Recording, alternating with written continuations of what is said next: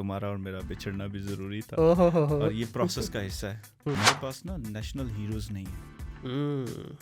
Very valid. हमारा problem ये है। अब देखें इस वक्त जो सबसे ज़्यादा मुश्किल आ रही है ना इस डोमेन को लेके या जो ओवरऑल लोगों के इश्यूज़ हैं, वो सबसे बड़ा इशू ये है कि सोशल मीडिया बेलगाम हुआ है। जिसका दिल करता है जिसकी मर्जी पगड़ी उछाल देते हैं। जुर्म होता है तो उसके बाद उसके ऊपर सज़ा और जज़ा और सब कुछ होता है, लेकिन मेरे ख्याल से इसके ऊपर ज़्यादा एजुकेशनल कंटेंट की ज़रूरत है।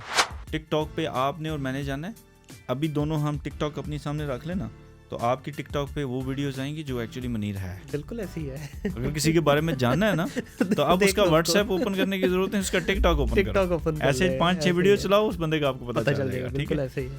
एक इन्वेस्टर जो कि खुद टेक नहीं है, उसको आप क्या सजेस्ट करेंगे कि क्या उसको एक अपना प्राइवेट लेवल प्रोडक्ट लॉन्च करके ब्रांडिंग की तरफ जाना चाहिए, पूरा एक ब्रांड बिल्डिंग की तरफ जाना चाहिए, या कोई चलता चलाता ब्रांड ले ले? मैं और आप बैठेंगे ना, हम आईटी की दुनिया से हैं, डिजिटल की दुनिया से हैं, हमारे पास रेफरेंस देने को बड़े बड़े नाम हैं, लेकिन वो एक भी पाकिस्तान से नहीं होगा। नहीं है, बिल्कुल सही है। और जो पाकिस्तान से होगा ना उसको हम नेशनल हीरो एक्सेप्ट ही नहीं करेंगे। ऐसे ही है। टाइम मैनेजमेंट की कितनी इंपॉर्टेंस है, क्योंकि इसमें डेफिनेटली आप इतना बड़ा ब्रांड चला रहे हैं, आप अपनी पर्सनल लाइफ में भी इंजॉयमेंट को भी आपने ऑन रखा हुआ है और आप एक वर्क लाइफ बैलेंस भी लेके चल रहे हैं। कि आपकी लाइफ के अंदर जो फिगर्स है ना 30, इसको मैं ये कहता हूँ कि आपके पास 30 का मतलब ये है कि तीन का फिगर है, हिंसा इसमें आता है, तो 3 का मतलब ये है कि 3 सोर्स ऑफ इनकम होने चाहिए। ठीक है, बिल्कुल सही। हम एक नॉलेजफुल रिसोर्स होने के नाते एक ऐसी डिस्कशन अपनी ऑडियंस के सामने रखें जिससे एटलीस्ट किसी का भला हो सके। ठीक है, हम मोटिवेशन ज़रूर देंगे, लेकिन मोटिवेशन को इकट्ठा रखेंगे, मोटी और विशन को अलग अलग नहीं करना हमने। ठीक है।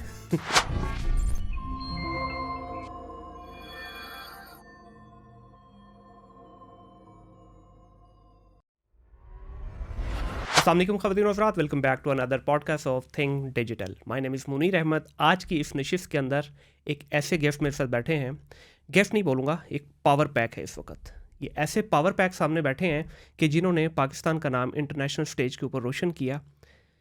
एनुअली 12 मिलियन US$ का रेवेन्यू खुद कर रहे हैं, और जो इनके पोर्टफोलियो में जितने क्लाइंट्स हैं 1.2 बिलियन US$। ਹੁਣ ज़रा ज़रबा दे लो, सिफरा ख़त्म हो जाएंगी। योर टास्कर के चीफ ऑपरेटिंग ऑफिसर इस वक्त ज़ीशान रियाज साहब मेरे साथ मौजूद हैं। इनसे डिस्कस करेंगे और एक मज़ेदार सी गपशप करेंगे। अमेज़ॉन एजेंसी चलाते हैं। अस्सलाम वालेकुम ज़ीशान भाई। वालेकुम सलाम सर, सबसे पहले तो बहुत शुक्रिया तशरीफ़ लाने का। आप स्पेशली इस पॉडकास्ट के लिए ऑल द वे लाहौर आए, आपका बेहद मशकूर हूँ। जी श्योर, इंशाल्लाह। बाकी ये फैसला होगा, सवाल आप कैसे करते हैं? सर, सवाल कुछ खट्टे कुछ मीठे, दोनों, कुछ नमकीन कुछ स्पाइसी। जब तक ये चाय ख़त्म नहीं होती चलते रहेंगे। सर, चाय और आ जाएगी, ठीक है, ताकि सवाल हमारे आते रहें। अच्छा, हम कोई कंट्रोवर्शियल बात नहीं करेंगे, हम बड़ी मज़ेदार सी एक मेरी कोशिश ही होगी, क्योंकि देखें जिस डोमेन से आपका ताल्लुक़ है मेरा भी उसी डोमेन से ताल्लुक़ है, तो कोशिश हम दोनों ने मिलकर ये करनी है कि एक हेल्दी कन्वर्सेशन हो और एक पावरफुल, जैसा मैंने कहा ना कि नॉलेज पैक, इस वक्त पावर पैक मेरे सामने बैठे हैं, तो हम एक नॉलेजफुल रिसोर्स होने के नाते एक ऐसी डिस्कशन अपनी ऑडियंस के सामने रखें जिससे एटलीस्ट किसी का भला हो सके। ठीक है, हम मोटिवेशन ज़रूर देंगे, लेकिन मोटिवेशन को इकट्ठा रखेंगे, मोटी और विशन को अलग अलग नहीं करना हमने। ठीक है। बिल्कुल, हम पॉइंटर्स देंगे। बिल्कुल सही है sir. I would like to start asking about your initial life. कहाँ पे पैदा हुए, स्टडीज़ वगैरह कहाँ से की? जेलम जो है वो जन्म धरती है मेरी। बिल्कुल सही है। और वहीं से एजुकेशन स्टार्ट की, और फिर I did my masters in IT computer sciences, और फिर उसके बाद जो है वो शायद किसी प्लेटफॉर्म पे कभी ये बात नहीं हुई एजुकेशन के बारे में, तो एक अनदर थिंग ये है कि I been law graduated as well.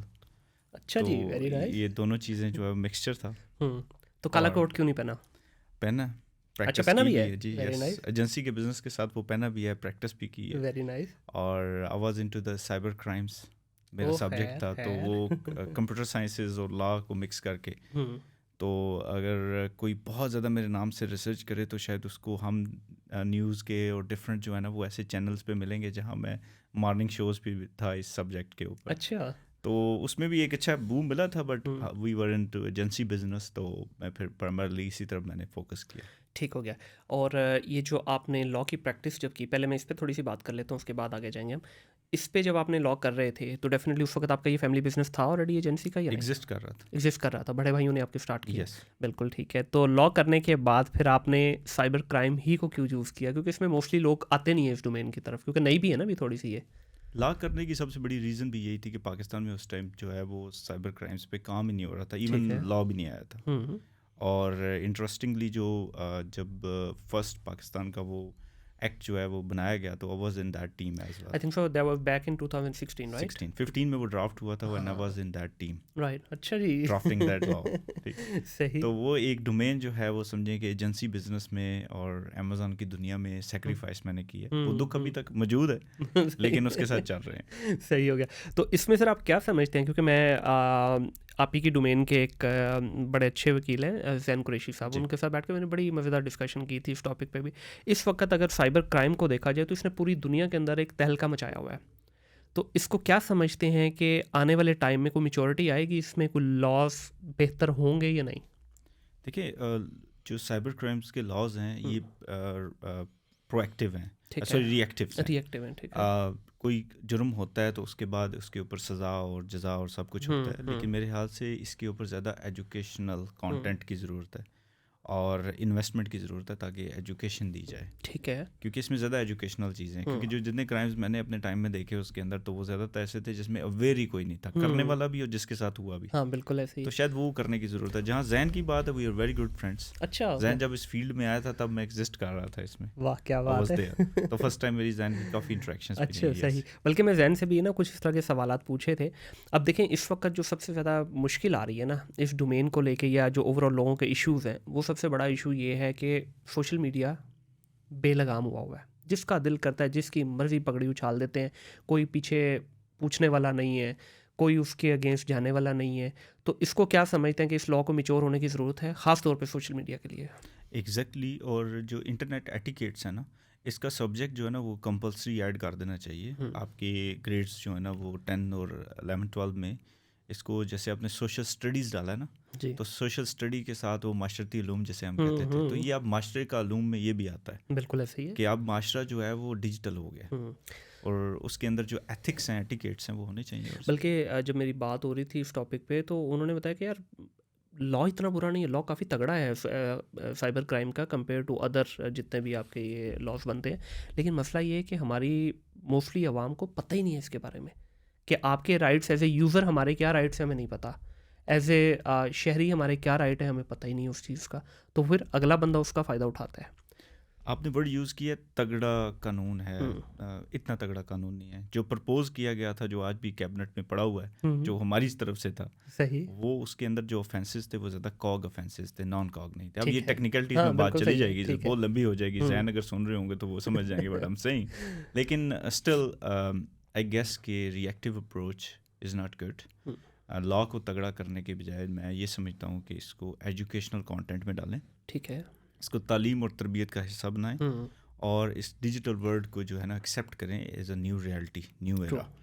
और मेरे ख्याल से फिर इसकी जो रेशो है ना वो कम होती चली जाएगी। हाँ, जो इसमें क्राइम करने वाले फिर आएंगे वो बड़े कारीगर होंगे, डेफिनेटली कारीगर तो जाहिर है बनेंगे ही ना, क्योंकि जब लॉ अच्छे हो जाएंगे, लोगों का अवेयरनेस आना शुरू हो जाएगी, तो फिर जाहिर है उन्होंने भी अपने आप को अपडेट करना है ना। जिस तरह वायरस और एंटीवायरस का आपस में लिंक है, तो ये भी ऐसे ही है। तो इसमें जो अब भी सर अदालतों में हो रहा है उस पर क्या कहना चाहेंगे? आई कैंट से समथिंग। नहीं, यू हैव टू डिफेंड करते हुए ज़रा हल्की आंच के ऊपर ज़रा कुछ कह दीजिए। हल्की आंच के ऊपर ये कहा जा सकता है कि तुम्हारा और मेरा बिछड़ना भी ज़रूरी था और ये प्रोसेस का हिस्सा है। पहले जो बातें चंद ख़ास जगह पे बैठ के होती थी, आज गली चौराहों में वो बातें होती हैं। कल जो बातें एक ग्रेजुएट और MA पास बंदा करता था, आज वो एक मज़दूर कर रहा है, तो बात तो नीचे तक चली गई है। तो ये मामला आगे बढ़ेगा। तो वो कहना है मुख्तार गल वध गई है, तो ये बात हो चुकी है। वो जितना इसको क्लोज करने की कोशिश की जा रही है ये नहीं हो पाएगा। तो सर क्यों नहीं सुधरने की तरफ आते हम? ये उसका प्रोसेस है, हम उसी तरफ जा रहे हैं। हो गया ना सर 75 साल, कितना कर निचोड़ना है। और ठीक है, देखें वो शिकंजवीन बनती है ना, तो लीमू को सारा दिन वो पानी में रखते हैं, लेकिन शाम को वो भी फेंक देते हैं कि यार बस हूँ निकल गया रस से। कितना निकालेंगे वो रस? 75 साल मेरा ख्याल है ठीक है, एक नेशन के लिए कोई बहुत ज़्यादा लंबा अरसा नहीं है, बट स्टिल आई थिंक सो कोई इतना कम भी नहीं है। हमारे पास ना नेशनल हीरोज़ नहीं है। Very valid point. हमारा प्रॉब्लम ये है, मैं और आप बैठेंगे ना, हम IT की दुनिया से हैं, डिजिटल की दुनिया से हैं, हमारे पास रेफरेंस देने को बड़े बड़े नाम हैं, लेकिन वो एक भी पाकिस्तान से नहीं होगा। नहीं है, बिल्कुल सही है। और जो पाकिस्तान से होगा ना उसको हम नेशनल हीरो एक्सेप्ट ही नहीं करेंगे। ऐसे ही है। ये एक प्रॉब्लम है, आइडेंटिटी क्राइसिस है इस कौम का मेरे ख्याल से। जब जिस दिन हमने रिकग्नाइज करना शुरू कर दिया अपने हीरोज़ को, तो उस दिन हम आगे बढ़ना शुरू हो जाएंगे। ये वही खित्ता है जो 3-4 हज़ार साल पहले या 5,000 साल पहले आर्यंस के दौर में ये दुनिया का सेंटर हब था। बिल्कुल ऐसे ही तो इसमें तो कुछ कमी नहीं है। हाँ, बिल्कुल। वो लोग अजीम लोग थे। हाँ। हम भी वैसे ही उन्हीं की जनरेशंस में से हम लोग हैं। तो हम अगर सिकंदर को, अलेक्जेंडर को जो है ना पोरस जेलम की धरती पे हरा सकता है ना और वापस भेज सकता है, तो हम वही लोग हैं, वी कैन डू दैट। बिल्कुल। तो लेकिन एक प्रोसेस है मेरे ख्याल से, हम उससे गुजर रहे हैं। 75 साल कोई लंबा अरसा नहीं है। हाँ, वो तो ठीक है, लेकिन एक डायरेक्शन मिल जाए ना, उसके बाद कोई प्रॉब्लम नहीं है। उसके बाद आपको लगता है हाँ यार चले अब हम ट्रैक पे हैं, मंजिल का पता है, पहुंच जाएंगे। तो अभी हम मंजिल पे चढ़ने के लिए कभी थोड़ा सा आते हैं मोटरवे पे, फिर कच्चे पे उतर जाते हैं, मोटरवे पे आते हैं, फिर कच्चे पे उतर जाते हैं। हम उस प्रोसेस में हैं। पहले 100 में से एक बंदा बात करता था कि 75 साल गुजर गए, अब हम बड़े क्यों नहीं हुए। हाँ। अब 100 के 100 ये बात करते हैं। तो काम तो चल रहा है, काम चल पड़ा। अभी मोटरवे का सिरा मिल गया, एटलीस्ट सिरा मिल गया। और आई होप सो के we will be on the right direction. इंशाल्लाह कुछ होना शुरू हो चुका है। जो बातें थी पुरानी कि यार इस तरह इलेक्शंस होते हैं, ये सब कुछ होता है, पावर पॉलिटिक्स होती है, रिलीज होती है, ये सब कुछ ख़त्म हो गया। अगर आपने अभी देखा है तो एक आम सा बंदा निकला, उसने जाके जो कुछ करना था कर दिया। तो एक प्रोसेस स्टार्ट हो गया। सही, जिसको कहते हैं ना रियल मानों में कोलेटरल डैमेज हुआ है इस दफा। ठीक है, तो नजर आया। एक्सेप्टेंस की बात है। जो वाइज लोग होंगे वो जल्दी एक्सेप्ट करेंगे, जो थोड़े पावर में होंगे वो थोड़ा लेट एक्सेप्ट करेंगे। ऐसे ही है, अल्टीमेटली एक्सेप्ट तो करना ही पड़ेगा। ट्रू, उसके बगैर बाकी गुजारा नहीं है। यस, बिल्कुल ऐसे। फिर थोड़ा सा आगे बढ़ते हैं। सियासत से एक बिल्कुल ऐसा शिफ्ट लेना कि जिसका आपकी डोमेन से कोई करीब करीब भी ताल्लुक़ नहीं है, आईटी की दुनिया। ठीक है, एक फैमिली में होता है कि अगर आपकी फैमिली में पहले से कोई कर रहे हैं, एक मोटिवेशन मिलती ज़रूर है, लेकिन मोस्टली ये होता है कि जो लोग शिफ्ट करते हैं अपनी डोमेन्स को, वो थोड़ा बहुत शिफ्ट ले लेते हैं। लेकिन आपने तो बिल्कुल 180 डिग्री जाके उसको जो है ना टिल्ट किया। ये सफ़र थोड़ा सा बताइए, कितना कठिन था और इसके पीछे मोटिवेशन क्या थी? देखिए, मोटिवेशन तो इनिशियली ये थी कि we need to establish some strong business. ठीक है। और ये हैरानकुन बात थी कि हमारी फैमिली में there is only one person who is our uncle in US, New York. तो वो एक बिज़नेस पर्सन थे, एक लिमिटेड बिजनेस पर्सन थे, अपने स्कोप में उन्होंने अच्छा बिजनेस किया। उसके बाद हम एक सेकंड जनरेशन आए जो बिज़नेस में गए। अदरवाइज़ हमारी जनरेशन से कोई बिज़नेस नहीं कर रहा था। और आपको पता है गुजर कितना सारा बिज़नेस कर लेंगे, ठीक है, वो उनकी एक मेंटालिटी खास किस्म की होती है। तो एक मोटिवेशन ये थी कि यार अब हमने ये डायरेक्शन भी सेट करनी है। अगर हमने एजुकेशन ली है तो हमें अब एग्जांपल क्रिएट करनी है। We need to set an example कि इट इज़ पॉसिबल। राइट, एक ये चीज़ थी। सेकेंडली जो इस इंडस्ट्री में हम आए वो एक किस्सा बड़ा मुख्तलिफ है। कोई कहना सोच के हम नहीं आए। अच्छा, यस, एक्सीडेंटली ये सारा एक्सीडेंटली हुआ। 2013 में हम होल सेल FBM के बिजनेस में थे। ठीक है। और उसमें हम बेचा करते थे अपैरल्स एंड कॉस्ट्यूम्स। ठीक है। और हमारे सप्लायर्स थे न्यू जर्सी के अंदर, हम न्यूयॉर्क से ऑपरेट कर रहे थे। तो I was the only one who has been trained as a virtual assistant, जो कि वो पूरा अकाउंट मैनेज करता था, स्टॉक। और ट्रेनिंग का बताइए कहाँ से ली थी उस वक्त? ट्रेनिंग सेल्फ लर्निंग थी। फिर एक ट्रेनर थे, उससे कुछ पे करके हमने ट्रेनिंग ली है। तो $300 थे उस टाइम। इकोसिस्टम वहाँ वैसे ही था जैसा यहाँ अभी 17 से लेके 21 तक का गुजरा है ना। तो वहाँ उस टाइम वो 2011 से लेके 14-15 तक का वो एक टाइम था जो पाकिस्तान से अभी गुजर के ख़त्म हुआ। बिल्कुल सही है। तो वहाँ से ट्रेनिंग ली, फिर FPM करना शुरू किया, ऑर्डर आने, भेजने, करने। तो हुआ ऐसा कुछ कि हमने उस अकाउंट को बड़ा अच्छा ग्रो किया। उस टाइम जो लिस्टिंग्स होती थी अमेज़न के ऊपर, वो अमेज़न अलाउ करता था कि अगर आप रीसेलर उसके ऊपर अच्छा सेल करते हैं तो वो आपको कंट्रोल दे देता था लिस्टिंग्स का। अभी तो प्रॉब्लम्स आते हैं। हाँ जी, अभी तो बड़ा मुश्किल हो गया, बड़ा मुश्किल हो जाता है ब्रांड्स के लिए। तो हमें वो, क्योंकि वो ब्रांड रजिस्टर्ड नहीं था, वो जो होल सेलर था, तो हमें वो छोटा होल सेलर था, हम उसके अकाउंट पे 3-4 लोग ही बैठे होते थे। हम टॉप पे होते थे, बाय बॉक्स भी हम कवर कर लेते थे। मैं बैठा होता था और लगा होता था उसके साथ एक्सपेरिमेंट करने। तो हमने कुछ नंबर ऑफ़ यूनिट्स बढ़ा दिए, उनके साथ ऑर्डर्स बढ़ा दिए। ठीक है। अब वो बड़ा थारो बिजनेसमैन पर्सन था, गोरा। उसने देखा यार कि ये तो वीकली 100 यूनिट उठाते थे, अब वीकली ये 2000 यूनिट पे चले गए हैं। What they are doing actually. Right. तो उसको ये तो पता था मेरे अमेज़न पे सेल कर। अच्छा, he was aware that you are selling on Amazon. He was aware, वो अकाउंट देखता था। उसने कहा यार कि व्हाट यू आर डूइंग। तो हमने कहा यार हमने आपकी लिस्टिंग का कंट्रोल ले लिया और इसको इम्प्रूव किया, हमने इमेजेस चेंज किया। ये उसके लिए ये बड़ी न्यू चीज़ थी उस टाइम। ठीक है। ही वाज इनटू मैन्युफैक्चरिंग। तो वो सियाना था। उसने वो स्टेप लिया जो मैं कहता हूँ कि हमने अब जाके वो सीखे हैं कि यार ये भी करना चाहिए, अब कंपटीशन नहीं लेना चाहिए। सही। उसने कहा यार देखो मैन्युफैक्चरिंग इज़ माई कैपेबिलिटी, ठीक है। It looks like you know marketing, it looks like you know the all digital skills, बिल्कुल सही है। Why don't you we become one joint. अच्छा। और ऐसा करते हैं कि आपके पास टीम है क्या है, तो उन्होंने कहा यार हमारा जो यंग ब्रदर है he is doing that things, right. उन्होंने कहा why don't you hire people and train people like this, तो हमारा अकाउंट आप हैंडल करो, ठीक है। खुद भी बेचो और आप भी बेचो। सही। तो हमने वहाँ से सोचा यार ये तो एक बिजनेस है, we never ever thought about agency business, right. ठीक है। तो हमने कहा ये तो एक बिजनेस है, तो हमने उससे होलसेल खत्म कर दिया और उसका अकाउंट हमने ऑनबोर्ड कर लिया। अल्हम्दुलिल्लाह आज वो भी क्लाइंट हमारे साथ है आज तक। अच्छा, आज तक चल रहा है? आज तक 2013 से अभी तक? 13 से अभी तक क्या बात तकरीबन 10 साल से ज़्यादा अरसा हो गया, तो ये भी एक डिफरेंट चीज़ है। बिल्कुल, इस पर डिस्कस करेंगे आगे जाके। यस, तो वो अकाउंट हमने ले लिया और वो एक पूरी कम्युनिटी है, बिजनेस कम्युनिटी है, ठीक है। मैं उस सेक्ट का नाम नहीं लूँगा, और एक पूरी बिजनेस कम्युनिटी है, तो उनके अंदर बड़ी चीज़ें जल्दी फैलती हैं यूएस के अंदर। तो उन्होंने मैं समझ गया जी तो उन्होंने जो है वो ज़ाहिर सी बात है हमने उनके अकाउंट को बड़ा अच्छा हैंडल किया, ग्रो किया।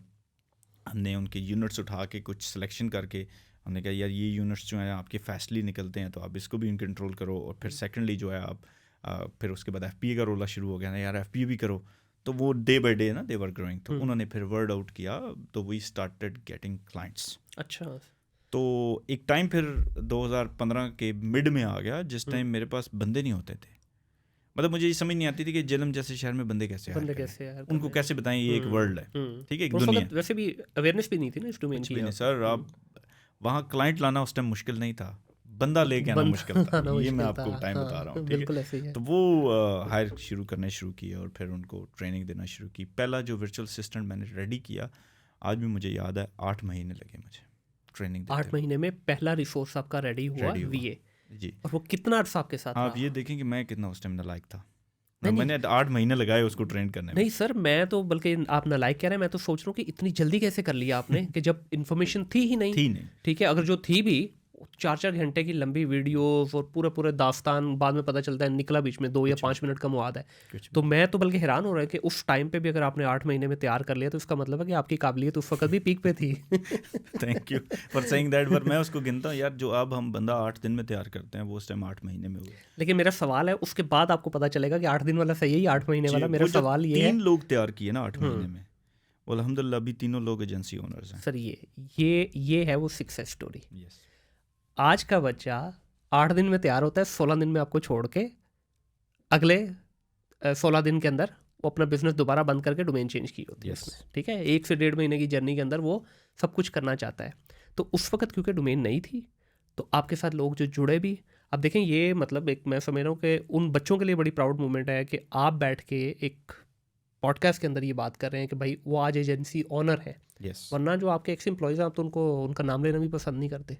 मैं तो मिलता भी हूँ जो उनसे, वो अगर कहीं देखे मुझे ना भी मिलना चाहिए तो मैं पीछे लग के जाके मिलता हूँ। क्या बात है, क्या बात है। क्योंकि देखें वो आपके बच्चे हैं, उन्होंने उस टाइम आपके साथ काम किया है, अभी now they are having their own agencies. और 15 के अंदर देखें इतना कॉन्फिडेंस था हमारे अंदर, हम उनको कहते थे कि एक टाइम आएगा कि यहाँ पाकिस्तान में बहुत सारी एजेंसीज होंगी। खैर हमें ये 17-18 वाले फिनानमे का नहीं पता था, जो ये एक्सट्रीम कॉमर्स और नेबरर्स आए, वो हमारी प्रेडिक्शन नहीं थी। लेकिन ये हमें था कि देखा देखी जो है ना एजेंसी बिजनेस, यहाँ से लोग ग्रेजुएट होंगे, काम करेंगे, 2 साल के एक्सपीरियंस लेंगे, they will do agency business. लेकिन हम उनको कहते थे आप कोड ऑफ एथिक्स में रहें, काम करें। सही। तो मुनीब भाई ये सफ़र वहाँ से स्टार्ट होता, रेफरल से क्लाइंट ऑन बोर्ड होते होते सारे जो है ना वो थे होलसेल FBM के, और फिर FBA पे थोड़ा सा काम शुरू हो गया। लेकिन 15 के मिड के अंदर ना हमें कुछ नया करना था। 1 साल हमें उस फील्ड में हो गया था, तो फिर हमने अपना किचन एंड डाइनिंग के अंदर जो है वो प्राइवेट लेबल लॉन्च किया। ये आपका अपना ब्रांड लॉन्च हुआ? अपना ब्रांड था। बिल्कुल सही है, मतलब यहाँ से आपका एक्चुअल सफ़र शुरू हुआ। यस। एक बड़ी उड़ान की तरफ। Yes of course. तो उस टाइम ये जो है वो प्राइवेट लेबल हमने किचन एंड डाइनिंग में लॉन्च की। अच्छा, इससे पहले हम इस टॉपिक पे आए, मुझे थोड़ा सा ज़रा ये बताइएगा कि जब डेफिनेटली आपके भाई US में मौजूद है, राइट, तो वो लोग वहाँ पे थे, वो अपनी सेपरेट जॉब्स वगैरह कर रहे थे, या वो ऑलरेडी वहाँ पे भी यही काम कर रहे थे और आप सिर्फ बैक ऑफिस के तौर पे उनकी स्ट्रेंथ थे? ये इंटरेस्टिंग क्वेश्चन आज तक किसी ने नहीं पूछा, लेकिन मैं आपको इसका आंसर करता हूँ कि वो ऑलरेडी फ्रॉम 2007 टिल तकरीबन एजेंसी बनने के बाद भी 17-18 तक they were into the 6 figure consultants. अच्छा, एक माशाल्लाह। भाई जो हैं वो he was into Ralph Lauren, वहाँ वो जो है ना नाइस, बिजनेस एनालिस्ट थे, other was into Microsoft. Very तो नाइस। वो आईटी एजुकेशन के साथ they were very good consultant into IT, और बड़े रिनाउंड थे और नेम उनका बड़ा था, सही सही। और वो ऑलरेडी ये सारा कुछ कर रहे थे। ये उनकी साइड गिग थी, हम्म और उनकी नीयत ये थी कि साइड गिग में हमें इसको एंगेज करना है, मुझे हाँ, बिल्कुल सही जो है। हमसे वहाँ बैठा है ना इसको एंगेज हाँ, करना मोस्टली जो भाई होते हैं वहाँ पे, जो है। खास यस, तौर पे जिनको मौका मिल जाता है, क्योंकि देखिए हम यहाँ पे जो बैठे हैं ना, हमारे पास वो अपॉर्चुनिटीज़ नहीं है जो उनके पास है, तो सारे कोशिश करते हैं चलो यार बैक होम भी थोड़ी सी ज़रा किसी ना किसी को अटैच कर लें। तो क्योंकि वो बिग 4 कंपनीज जो थी फॉर्चून 500, और उनमें वो एज ए कंसल्टेंट काम कर रहे थे, और उनका जो ट्रैवल होता था वो इनटू बिग कंपनीज होता था जिनकी बिलियंस ऑफ डॉलर्स रेवेन्यू है, और वहाँ जाके वो एडवाइजरी देते थे कि आपके सिस्टम में ये इशू है, प्रोसेस में ये इशू है। बिल्कुल सही। तो ये एज यूटास्कर के बैक पे ना हमने बहुत कम जगह डिस्कस किया है, ठीक है। कि बोर्ड के 2 लोग जो हैं वो इतने एक्सपीरियंस थे एंड सीजनड थे कि वो सी लेवल मीटिंग्स में पहले से बैठ रहे थे, दो दिनों के ये ब्रांड कैसे चल रहा है, उसके क्या इश्यूज़ हैं। तो वो जब एजेंसी के बैक पे ये माइंडसेट आया ना, तो वो फिर अल्टीमेटली उसको मल्टीप्लाई तो होना था। लेकिन यहाँ पे विशान भी, थोड़ा सा मैं इस पे ये जानना चाहूँगा, बल्कि आपकी अप्रोच होता ये है कि दुनिया के बड़े बड़े आप सी लेवल के लोग देख लें जो बड़ी बड़ी कंपनीज चला रहे हैं दुनिया की, जब वो अपने बिजनेस में आते हैं तो मोस्ट ऑफ द टाइम वो फेल होते हैं। आप लोगों के केस में ये आप कह रहे हैं कि आपकी स्ट्रेंथ बना रादर देन फेलियर बनता, क्योंकि होता क्या है ना, देखें जब आप बड़े लेवल पे बैठे होते हैं आपको सारे प्लस माइनस नज़र आ रहे हैं, आपको प्रॉज एंड कॉन्स बड़ी कैनवस पे पेंट हुए नज़र आ रहे हैं। जब आप अपने पास अपना बिजनेस स्टार्ट करते हैं तो कहीं ना कहीं अंदर से वो जो फियर है ना आपका, जो प्रॉज एंड कॉन्स का, वो आपको कहीं ना कहीं डुबोता है। देखिए बिजनेस के इतने बूस्ट के बाद भी 15, 16, 17 तक जो मेरे दोनों बड़े भाई थे वो दे वर इन्वॉल्वड इनटू द जॉब्स, और वो कर रहे थे, ठीक है, ये की है बेसिकली, वो कर रहे थे जॉब, और साथ में बिजनेस ग्रो कर रहा था, और इतना अच्छा ग्रो कर रहा था कि उनको जॉब्स की और इतनी बड़ी कंसल्टिंग की ज़रूरत नहीं थी, but they were doing it. ठीक है। बल्कि वो तो ये कहते थे यार ये चलता रहे साथ, वो will be doing that, because उसमें चस्प बहुत थी। वो तो है, वो शिश्के थे बड़े हाँ। हैवी किस्म के। वो कहते थे हम पता नहीं इस बिजनेस में इतने चस ले पाएंगे या नहीं, but that was big thing. जो आपका क्वेश्चन था कि सी लेवल पे क्या वो ट्रांजिशन टफ थी उनके लिए, इट वाज रियली टफ, क्योंकि वो कंफर्टेबल इन्वायरमेंट था, वहाँ 6-7 आवर्स काम किया, you are not responsible for many things, ठीक है। लेकिन फिर उन्होंने एक पूरी ट्रांजिशन स्लोली, ठीक है, कि रिमोट काम करना घर से स्टार्ट किया, फिर साइड बिजनेस जो है ना ग्रो करना शुरू किया, फिर बिजनेस में इन्वॉल्वमेंट होना शुरू हुई, जब पूरी तरह उनका फोकस बिजनेस में आ गया, देन दे ट्रांजिशन दैट। और फिर हम बार बार एक वर्ड यूज़ करते थे कि we are no more working for somebody, ठीक है, now we working for ourself. तो हमें सेटिस्फैक्शन है आपकी। यस, और हमें बड़े एहतियात से डिसीजन लेना है। आप सही, वहाँ तो आप बिग 4 में जो डिसीजन लेते थे वो तो उसके इम्पैक्ट जब आने थे ना, अभी आपको इम्पैक्ट यहाँ बहुत छोटा बिजनेस इंस्टेंट नजर आएंगे, नेक्स्ट मंथ नजर आएंगे। तो that was a good, instant भी होता है और इसकी pain directly link with you है। यस, ठीक है, वहाँ पे पेन डायरेक्टली नहीं होती आपके साथ लिंक, ठीक है, वो ट्रिगर होते होते आप तक पहुँचती ज़रूर है, बट यहाँ पे तो हल्की सी पेन चुभेगी, डायरेक्ट आपको उसकी दर्द है। Yes of course. तो इसमें सर भाइयों का तो चलें ये हो गया सिलसिला। अब मैं जानना चाहूँगा आपकी जर्नी के बारे में, क्योंकि एक गुजरात में पढ़ा लिखा बच्चा, ठीक है, यहाँ तो लोग डबल MBA भी कर लेते हैं और बेसिक लेवल की इंग्लिश तो दूर की बात, सही से उर्दू नहीं बोल पाते, और आपने अपना एक्सेंट भी प्रॉपरली मेंटेन किया उनके अकॉर्डिंगली, और ये सारी चीज़, आपकी ये ट्रांजिशन किस तरह हुई? डेफिनेटली एक गोरा इन्वायरमेंट के साथ जेलअप होना और इतने बड़े लेवल पे आप बिज़नेस को लेके जाना, क्योंकि मेजरली आप ही देख रहे थे सारा बैकएंड। देखिए फ्रंट एंड से काम तो भाई ले आए, बैकएंड तो आप ही थे ना, स्ट्रेंथ तो आप ही थे, ड्राइव तो आप ही कर रहे थे गाड़ी, तो आपने ये गाड़ी को कैसे कच्चे से जाने से रोका? I used to invest a lot of time my self, फिर वर्ल्ड वाइड ट्रैवल करना, ट्रेनिंग्स लेना, मलेशिया, दुबई, कहीं भी जाना, एक्सपीरियंस करना। मतलब आज एजेंसी ओनर्स जो मिलते हैं मुझे, आई गेट हैप्पी कि दे ऑल टॉक कि मैं यार टर्की जा रहा हूँ, मैं बाकू जा रहा हूँ, लेकिन मुझे थोड़ा अफसोस ये होता है कि वही मैं ये नहीं सुनता कि यार मैं बाकू जा रहा हूँ, but I have like 3 days training and 2 days fun, ठीक है। तो rather doing this they just have to invest on their self in sense of training as well. ये कितनी ज़रूरी है by the way? It's very much necessary. अभी हम offline में बात कर रहे थे ना, ये ट्रेनिंग कितनी ज़रूरी है, ये हमारा जो आज का बच्चा सुन रहा है, इनको ये ज़रा पता चले, एक ऐसे शख्स है कि जो कामयाबी के झंडे गाड़ के बैठा है, कि ट्रेनिंग क्या बस 1-2 ट्रेनिंग लेने के बाद जब आप थोड़ा सा ग्रो कर जाएं बस ख़त्म कर दें? You should have to do it, because reason ये है कि आपको अनकम्फर्टेबल इन्वायरमेंट में ज़रूर जाके बैठना है। जब आप वर्ल्ड वाइड ट्रेनिंग्स में जाएंगे ना, तो आपके लिए इन्वायरमेंट अनकम्फर्टेबल हो जाएगा। लेट्स से कि I am the chief operating officer और मैं एक कंपनी में बैठा हूँ, कंपनी है तो उसमें 20 लोग काम कर रहे हैं, तो 20 लोग का कल्चर यस बॉस कल्चर है। मैं कोई भी कुछ भी कहूँगा तो यस बॉस आएगा, ऐसे ही है। लेकिन अगर वही बच्चा जो है वो 3 4 5 एंटरप्रेन्योर्स में जाके बैठेगा तो कॉन्वर्सेशन जब करेगा तो उससे वो क्वेश्चन किए जाएंगे जो वो नहीं सुनना चाहता। तो that's the part of the training as well. तो जब वो कहीं ट्रेनिंग में जाएगा और वहाँ जो है वो डिफरेंट लेवल ऑफ पीपल बैठे हुए हैं, अपनी अपनी फील्ड से हैं, आपसे हैवी वेट्स हैं, तो when you will introduce yourself तो वो आपसे क्वेश्चंस पूछेंगे। Once they started asking you questions तो आपको फील होगा कि मेरा तो गिलास खाली है अभी, जिसको फिल करना है। बिल्कुल। तो आपका लर्निंग कर्व जो है ना चलती रहेगी। बिल्कुल सही। और मेरे ख्याल में जैसे जैसे आपका लेवल ऊपर जाता है आपकी हंगर और बढ़ जाती है to get more and more experience and knowledge. ऐसे ही है। एग्जैक्टली आप जब से जैसे उस कंफर्टेबल इन्वायरमेंट से निकल के अनकंफर्ट जोन में जाते हैं तो आपकी लर्निंग इंक्रीज होती जाती है। बिजनेस तो आपको सिखाते ही सिखाता है, नो डाउट, ठीक है, लेकिन ऑन कास्ट ऑफ व्हाट आपका बिजनेस ही चला जाए आपके हाथ से सीखते सीखते। इससे बेटर ये है कि आप अच्छे कंफर्टेबल इन्वायरमेंट से निकल के आप अनकंफर्टेबल इन्वायरमेंट में जाएं। सही। जैसे अभी ये मास्टरमाइंड जो सदाम ने इस्टेब्लिश किया है, ठीक है, it's a very good opportunity ना कि जो लोग यहाँ इसमें आए हैं तो आप अपने जोन से बाहर निकल के they are discussing the issues and other things. कुछ टाइम के बाद और कंफर्टेबल होंगे चीज़ें डिस्कस करने में। बिल्कुल ऐसी है। दोबारा आते हैं वापस एजेंसी पे। आपने ये अपनी ट्रांजिशन आप कह रहे हैं कि थ्रू ट्रेनिंग्स की और प्रॉपरली अपने टाइम दिया और इंटैक्ट रहे इस डोमेन के साथ, डिफ़िकल्टीज़ क्या आई सर शुरू में? क्योंकि नॉलेज आज जो नॉलेज पड़ा है हमारे बच्चों के पास नहीं था 10 साल पहले। फर्स्ट थिंग फर्स्ट, जब एक्सट्रीम कॉमर्स 17 में आया और 18 में एनेबलर्स आया तो उनको मैंने आज तक किसी प्लेटफॉर्म में थैंक यू नहीं कहा। तो आज मैं उनको थैंक यू कहता हूँ कि मेरी उन्होंने बहुत जॉब ईजी की। सही। बहुत ज़्यादा जॉब ईजी की क्योंकि वो हमारा कंपटीशन थे ही नहीं और वो एजुकेशनल कंटेंट बना रहे थे। They was like into trainings other things, तो हमें ट्रेनिंग देनी पड़ती थी। 15 16 17 में मतलब हमारे बैचेस होते थे ट्रेनिंग्स के, वो that was really hard job.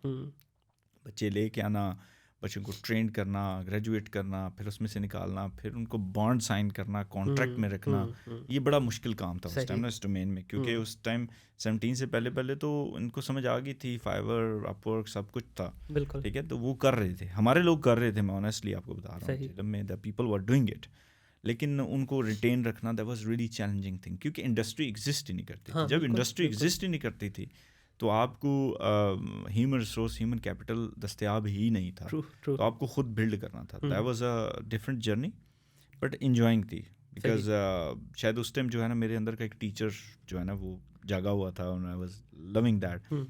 और जितना भी मैं मसरूफ़ होता था ना तो मैंने तकरीबन 18 तक, ठीक है, 18 के एंड तक कोई बैच ऐसा नहीं है जो उससे मैंने खुद ट्रेन ना किया हो। अच्छा। जियो टास्क। तो ये मेरा प्राइमरी फोकस होता था कि मैंने ट्रेनिंग खुद देनी है क्योंकि उसमें मुझे एक बच्चे की कैपेबिलिटीज़ और जो आता था एम्प्लॉई इंटर्न आता था उसकी कैपेबिलिटीज़ का पता चल जाता था। पर्सनल इन्वॉल्वमेंट हो जाती है। यस, और मुझे पता चल जाता था ये कितना ग्रो करेगा, ये कल मैनेजर बनेगा या नहीं बनेगा, क्योंकि हमें पता था हमने within your tasker hiring ही करके यहीं से मैनेजर्स प्रमोट करने हैं। बिल्कुल, ठीक है। फास्ट ट्रैक मैनेजर्स हमारा प्रोग्राम बहुत सारे थे लेकिन it was really difficult time. Right. फिर स्ट्रीम और एनेबलर्स ने जंप इन किया, उन्होंने trainings the, the people started doing things और फिर उसमें से सॉर्ट आउट हो गए। हमें एक चंक ऑफ लोग जो है ना मिलना शुरू हो गए, तो वो जो इनिशियल ट्रेनिंग वाला काम था ना वो ख़त्म हो गया। सही। तो आपके पास डायरेक्टली इंटर्न टाइप स्टूडेंट आना शुरू हो गए, ये इंटर्न टाइप एम्प्लॉय आना शुरू हो गए जिनको ABCD हाँ का पता था, बेसिकली नॉलेज था कि हाँ ये डोमेन चलती किस तरह किस तरह, तो उनको ज़ाहिर है ईजी भी है। और दूसरा फिर वो जो आपका कंसर्न था कि सम टाइम एम्प्लॉयज़ भी आपको डेफिनेटली ब्लैकमेल करते हैं, तो जब आप डोमेन के अंदर मौजूद होंगे रिसोर्स, तो ठीक है, एक जा रहा है, दूसरा आ रहा है, तीसरा जा रहा है, चौथा आ रहा है, तो वो एक आना जाना लगा रहता है। इससे आपको डेफिनेटली फ़ायदा तो हुआ, बट कहीं ना कहीं आपको लगता है कि इस पूरे जो इकोसिस्टम हमारा बना तो इतना मिच्योर नहीं हुआ, मिच्योरिटी से पहले ये डिक्लाइन हो गया इसका। ये भी ज़रूरी था, ये भी ज़रूरी था। फसली उटेरे उड़ेंगे। यस, ज़रूरी था क्योंकि किसी भी इकोसिस्टम में जो है ना स्टार्टिंग एंड फिल्ट्रेशन बड़ी ज़रूरी है। लेकिन बहुत क्विकली हो गया ना सर? इतना क्विकली नहीं है। US का अगर मैं आपको एग्जांपल दूं तो वहाँ तकरीबन 11 के अंदर ट्रेनिंग्स का काम शुरू हुआ, ठीक है, और it has been collapsed at 2016। सही, तकरीबन 5 से 6 साल लिए। यहाँ 17 में शुरू हुआ 23 में डूब गया तो 6 साल है मेरे लिए तो कुछ और मैंने प्रेडिक्ट किया था अपनी मेरी टीम में लोगों को पता है अभी डायरेक्टर पे बैठे हुए हैं वो लोग उनको मैंने कहा था 2023 सही I give them the year तो इट हैपेंड सेम वे। अब ये इसमें से फिल्ट्रेशन होगी, इसमें से जो सीरियस लोग हैं वो आएंगे, कॉन्वर्सेशंस शुरू हो गई हैं कि हमें क्लाइंट ऑनबोर्ड करने हैं यूएसए से, हमें ये करना है, हमें ऐसा करना है, बिजनेस प्लान बनाने हैं। लोग अपनी अपनी इंडस्ट्री में स्पेसिफाइड होते जा रहे हैं, कैटेगरी ओरिएंटेड होते जा रहे हैं। तो अल्टीमेटली ये they are getting to the in general से निकल के वो स्पेसिफिक होते जा रहे हैं। तो it's a part of the game. बिल्कुल, जिस तरह आपने बात की अभी सदाम की ट्रेनिंग की, तो उसमें भी देखे ना, उसमें जो मेजर हंगर है सारे बच्चों की वो यही है कि भाई अभी काम आ गया करना। अभी हमने थोड़ा सा जाना है नेक्स्ट स्टेप के ऊपर, बड़ी गेम की तरफ जाना है कि अगर कोई 10,000 पे बैठा है तो उसको 15 या 20 पे किस तरह जाना है, 20 वाले को 25 या 30 पे कैसे जाना है। तो अब ये बेसिकली सेकंड या थर्ड फेज में हम एंटर हो गए हैं इसका। Yes of course. लेकिन ये जो पूल ऑफ द एजेंसीज अभी इकट्ठा हुआ है ना जी, ये M&A में होगा या नहीं, मतलब मर्जर एंड एक्विजिशंस होंगी या नहीं, बट मुझे लगता है होंगी। सही। अगर ये मैच्योर होंगे तो ये मर्ज करेंगे एक दूसरे में। ठीक है, क्योंकि एक बंदे की कैपेबिलिटीज ऑपरेशंस की है, दूसरे की बिजनेस डेवलपमेंट की है। बिजनेस डेवलपमेंट वाला कितना बिजनेस लेके आएगा और चर्न रेट उसका गिरेगा, और जिसका चर्न रेट अच्छा मेंटेन्ड है उसके पास बिजनेस नहीं आ रहा। तो ultimately being serious business persons इनको मर्ज होना पड़ेगा, आपस में कोलैप्स करें। ये मजबूरी का रिश्ता है। बिल्कुल ऐसे ही है, ये बनेगा, ऐसे ही है। और उससे इवेंचुअली उन दोनों को तो फ़ायदा होगा ही होगा, इस पूरे इकोसिस्टम को बड़ा फ़ायदा होने वाला है। ठीक है, अब इसमें मेरा ख्याल है आने वाले टाइम में सदाम जैसे और भी लोग आएंगे सामने। अब जिस तरह मुझे आपसे इख्तलाफ एक ही है, इवन सदाम से भी इख्तलाफ है कि आप लोग इतने अरसे से काम कर रहे हैं लेकिन बिल्कुल अपने कंफर्ट जोन में बैठ के, वो कंफर्टेबल काउच के ऊपर बैठ के आप लोग लगे हुए हैं, आपने हवा नहीं लगने दी पूरे पाकिस्तान को। ठीक है, और माशाल्लाह इतना बड़ा सेटअप खड़ा कर दिया। ऑन द अदर हैंड अगर आप थोड़ा सा जिस तरह भी एक्सट्रीम कॉमर्स ने किया है या नेबलर ने किया है या और 2-4 लोगों ने आके किया है, अगर उस वक्त आपने ये बीज बोया होता तो आज मेरा ख्याल है कुछ 10 आप जैसी एजेंसी खड़ी होती और आप शायद इससे 10 गुना और बड़े हो जाते। जी एग्जैक्टली। लेकिन आप देखें एक एजेंसी की या किसी बिजनेस की कोर होती है। अच्छा, मेरा एक सब्जेक्ट है मतलब योर टास्कर में, और अभी हम बोर्ड की मीटिंग्स में भी ये करते हैं। हम उसे कहते हैं, हम 2 कॉलम्स बनाते हैं, उसको हम कहते हैं अपॉर्चुनिटी एंड डिस्ट्रैक्शन। ठीक है, उसको हमने मीटिंग का नाम दिया O&A। ठीक है, O&D। ठीक है। तो या ये अपॉर्चुनिटी है या डिस्ट्रैक्शन है। तो हमारे लिए training business is always distraction. ठीक है, we have been approached many times, और इतनी मुझे पता अंदाज़ा है कि अगर इस time at your tasker platform हम ऑन जॉब ट्रेनिंग से लेके कोई बिजनेस ट्रेनिंग का फिर भी स्टार्ट करें ना, जितना मर्जी इकोसिस्टम बैठा हुआ है, जो बच्चा हम ग्रेजुएट इस टाइम कर सकते हैं ना जिस लेवल पे, नहीं हो सकता अभी, वी नो दैट। लेकिन स्टिल द गेम इज़ कि हमने we are not into this business to make money. अगर हमने सिर्फ पैसा मकसद हो तो हम अपने बिजनेस का मॉडल चेंज कर दें। सही। जब भी आप अपने बिजनेस का मॉडल चेंज करते हैं, कोर चेंज करते हैं, तो आपके बिजनेस का जो ऑर्गेनाइजेशनल बिहेवियर होता है, कल्चर होता है, वो शिफ्ट होता है। और मोस्टली बिजनेस प्रॉब्लम में उसी टाइम आते हैं। ठीक है, आपने एक कोर से अटैच रहना है कि यार ये अपॉर्चुनिटी हमने इसी डायरेक्शन में जाना है, हम डिस्ट्रैक्शन में जाएंगे। और जब भी कोई एजेंसी ओनर या कोई मिलता है तो उससे मैं कहता हूँ यार कि what is your purpose.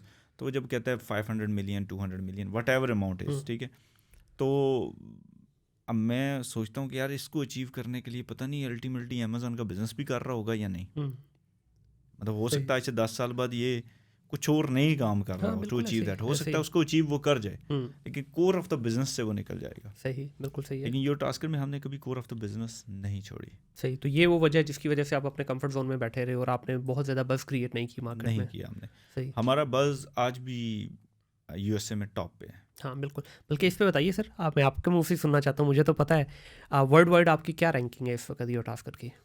Can't say something but when बड़ी एजेंसीज में तो आता है ना। फोर्ब्स ने जब 2021 में सर्वे किया था we were on the second level माशाल्लाह। फोर्ब्स के, क्योंकि हम फोर्ब्स के लिए आर्टिकल्स भी लिखते रहे हैं, हम एजेंसी काउंसिल में भी रहे हैं। फोर्ब्स के लिए जितना एजेंसी बिजनेस पे अमेज़न पे आर्टिकल्स थे वो योर टास्कर से जाया करते थे। Very nice, very nice. They were publishing that. तो ये जो सेकंड उन्होंने स्लॉट आपको दी, किसकी बेसिस पे थी? नंबर ऑफ एम्प्लॉइज, रेवेन्यू या आपकी कंट्रीब्यूशन, किस बेसिस पे थी? Fastest growing agency. Fastest growing agency, ठीक है। एंड सेकेंडली जो कोरोना के अंदर जो कुछ हुआ उसके अंदर जितनी जल्दी हमने प्रोसेस शिफ्ट किए, टू कैटर दैट क्लाइंट्स, मतलब सप्लाई चेन के इश्यूज़, और उस पर हाँ उन्होंने एक हमारे साथ बैठ के पूरी स्टडी की, और बिफोर कोरोना जो प्रोसेस थे यूर टास्कर के वो, और ड्यूरिंग द कोरोना कोविड, क्योंकि हमने उन्हें दिया कि हमारे 71% क्लाइंट्स जो हैं उनका बिजनेस इम्प्रूव हुआ है। सही, बिल्कुल सही है। तो उन्होंने इस स्टडी को लिया कि यार हाउ यू डिड इट, तो हमने बताया कि हमने विद इन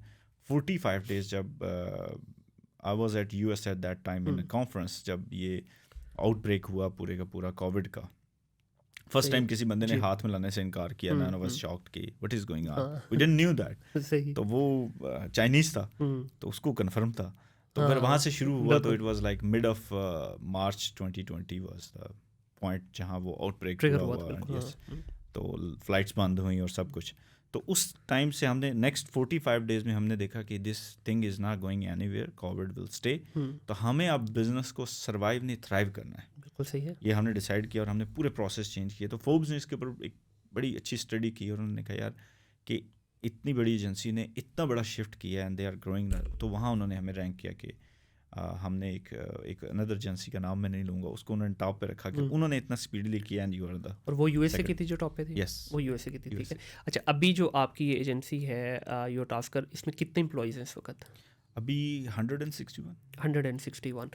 और रेवेन्यू, मैं शुरू में इंट्रो में तो बोला, लेकिन आप अपने मुंह से भी ज़रा उसको कंफर्म कर दीजिए, रेवेन्यू पर ईयर कितना है आपका? It's around 12 million plus. 12 million plus है ये आप लोगों का रेवेन्यू। और जो आप क्लाइंट्स मैनेज करें, जो आपका पोर्टफोलियो है, वो कितना है? वो 1.3 बिलियन के करीब, 1.2-1.3 बिलियन के करीब है। Yes. बिल्कुल ठीक है। इसमें सर ये बताइएगा कि ये 160 एम्प्लॉयज़ एंड मोस्टली रिमोट, ऐसा ही है जी? कोई आपका फिजिकल वाला सेटअप नहीं है उस तरह है से? हमारा इस्लामाबाद में था, वो हमने रिमोट कर दी सारे लोग। ठीक है। जेलम हमारा होम टाउन है, तो उसका ऑफिस अगर खाली भी हो जाए तो हम रखेंगे, बिल्कुल सही है। तो we don't want to lose that. तो लेकिन ये इसमें एक इंटरेस्टिंग बात ये थी कि एजेंसी के लिए मैं एक बात कर देता हूँ, मैंने I want to share that कि पीक पे जब बिजनेस था तो 331 लोग थे हमारे। सही। और फिर उसके बाद हमने कुछ फंडामेंटल चेंजेस की ऑटोमेशन और अदर लेवल्स पे और प्रोसेस पे, हम 161 एम्प्लॉयज़ पे आए। बट जो 331 एम्प्लॉयज़ के साथ हमारा रेवेन्यू था, उसका 5x रेवेन्यू हमने किया। वाह, क्या बात, 161 क्या बात है सर। ये स्टोरी लाजमी शेयर करें, ये लाजमी शेयर करें। इसमें कुछ चंद एक स्टेप्स ऐसे बता दें कि जिनको इन्वॉल्व करते हुए आपने ये पूरी की पूरी ट्रांजिशन की। क्योंकि देखें कहाँ 160, कहाँ 350 प्लस, ऑलमोस्ट आपने हाफ स्लाइस कर दिया आपने उसको। थोड़ा सा इसमें कोई बता दीजिए चंद चीज़ें ऐसी जो आपने की, क्योंकि ऑटोमेशन कहने में तो बड़ी आसान लगती है, इसका इम्प्लीमेंटेशन हमारी जैसी कंट्री के अंदर जहाँ पे रिसोर्स उस लेवल की मेचोरिटी पे नहीं है, वो हडरामियाँ भी हैं, फिर वो आपको पता है कि मतलब बिजली नहीं है, ये नहीं है, वो नहीं है, बहाने वाली कौम तो हम हैं। कैसे अचीव किया ये? Number one thing, rather hiring 5 people, hire the right one. ठीक है, एक राइट बंदा हायर करें, सही, उससे चाहे आप 5 की सैलरीज दे दें, सही, ठीक है। अगर आपने 1 लाख वाला रिसोर्स हायर करना है और 5 हायर करने हैं ना, तो आप 5 की जगह 5 लाख वाला एक हायर कर लें। ठीक है। अब 5 लाख वाला हायर तो आप कर लें, लेकिन एजेंसी ओनर का एक खतरा ये होता है कि अब मैं इससे काम कैसे करवाऊंगा। उसके लिए आपको प्रोसेस रिक्वायर्ड है, ऑटोमेशन रिक्वायर्ड है, ठीक है। आपको उसको ऑटोमेशन पे डालना है ताकि वो काम करे। And the third thing would be कि आपकी एजेंसी का सिस्टम इतना स्ट्रॉन्ग होना चाहिए कि आपका बंदा जो काम कर रहा है उसको सिस्टम पे बिलीव हो कि इफ़ आई एम परफॉर्मिंग तो मुझे ऑटोमेटिकली बोनस मिलेगा, मुझे किसी को सलाम ठोकने की ज़रूरत नहीं है। ठीक है, ठीक है। सेट कल्चर को आपने किल करना है, ठीक है। सेट कल्चर आप रखेंगे तो आपके नीचे 50 लोग वेले बैठ के भी सलूटे मार के निकल जाएंगे घर, तो आपको पता नहीं होगा। सही। So automation is the key, process is the key. आपको प्रोसीजर्स डिज़ाइन करने हैं, पॉलिसीज़ डिज़ाइन करनी है, उसके ऊपर स्टिक रहना है, ठीक है, ठीक है। और आपको जो रिसोर्स लेके आने हैं उसमें हर इंटरव्यू में बैठें, रिसोर्स को ग्रो करें और रिसोर्स की यूटिलाइजेशन कैप बनाएं, ठीक है। ये this is very important. Let's say कि आप एजेंसी बिजनेस में एक रिसोर्स हायर करते हैं, आप उसकी सैलरी रखते हैं 200K, ठीक है। अब गालबन 200K डॉलर्स में कितना बनेगा, ये अराउंड 600 के आसपास, 600 के आसपास। तो $600 का आपने रिसोर्स हायर किया, तो अब आपको ये पता होना चाहिए यार 600 का रिसोर्स की अल्टीमेटली यूटिलाइजेशन सीलिंग क्या है, ठीक है, ठीक है। ये हम डिसाइड नहीं करते। बिल्कुल सही। लेट्स से आप डिसाइड करते हैं कि इसकी सीलिंग है $4,000, सही। मैंने इससे $4,000 जनरेट करना है, ठीक है। उसमें ऑब्वियसली ये 600 जो है ना, ये उसकी सैलरी है प्लस आपके Sheet एडमिन cost है, बाकी एक्सपेंसेस सारा है, कुछ है, ये वो tools है, सब हाँ। कुछ डाल के तो हम एक निकालते थे कि एक रिसोर्स की कास्ट लेस से हमें 2100 पड़ती, ठीक है, लेट्स से, ठीक है, टोटल उसमें सब कुछ सब कुछ इंक्लूडेड है, ठीक है, है, सीईओ से लेके नीचे तक सब हाँ, बिल्कुल सैलरी, सही। स्वीपर तक इंक्लूड है, ठीक है। तो सही। एक रिसोर्स की कास्ट मेरी 2100 है, तो मैंने इससे 4000 जनरेट करना है, ठीक है, ठीक है। अगर तो आप उससे 4000 जनरेट नहीं कर रहे तो एजेंसी में आप अब लॉस पे हैं, बिल्कुल सही है। अब आपको ये कैप डिसाइड करनी है, उसमें आपको इसकी utilization report every month required है कि कितना यूटिलाइज्ड है। अब लेट से कि ये पहला बड़ा हिट टारगेट था जब मैंने इस तरह की एक मैनेजर की मैंने 10,000 रखी और जो सीनियर ब्रांड मैनेजर था उसकी 20 रखी, तो अंदर से ही टीम ने कहा नहीं पॉसिबल, हाँ सटके हो क्या, मतलब हाउ इट इज पॉसिबल। तो मैंने उन्हें कहा यार this is not you are going to only manage, हम इसको सेग्रीगेट कर रहे हैं, हम आपके नीचे टीम्स बना रहे हैं, हम आपके हाथ मजबूत कर रहे हैं, पहले आप खुद काम करते हैं, अब हम नीचे से टीम्स करेंगे, टीम्स बनाएंगे, हमने स्ट्रक्चरल चेंजेस की। तो एक टाइम आया तकरीबन 1.5 साल के बाद, वही मैनेजर जो जिसकी कैप थी $10,000 यूटिलाइजेशन की, वो $21,000-22,000 भी कर रहा था और नहीं वॉज हैप्पी। सही, क्योंकि उसका पर्क्स भी साथ अटैच होंगे ना। अब वो जब 10 को क्रॉस कर रहा था, ऊपर 11,000 कर रहा था, तो वो ऑब्वियसली उसको बोनस भी तगड़ा मिल रहा था। बिल्कुल सही। तो उनको वो चस आना शुरू हो गया कि वो फ्रीलांसर के साथ बैठ के डिबेट करना शुरू हो गया, भाई तू 18 घंटे काम करता है, तो उतने पैसे नहीं बनाता जितना मैं 8 घंटे में से सिर्फ 6 घंटे काम करके आता हूँ ना, आई मेक मनी। बिल्कुल सही है, बिल्कुल तो आप, मैं उसको कहता हूँ ग्रीस फार्मूला, आपने पूरे सिस्टम को ग्रीस दे दी, ठीक है, और कंपनी की ग्रोथ के साथ एम्प्लॉय की ग्रोथ को अटैच किया, बिल्कुल सही।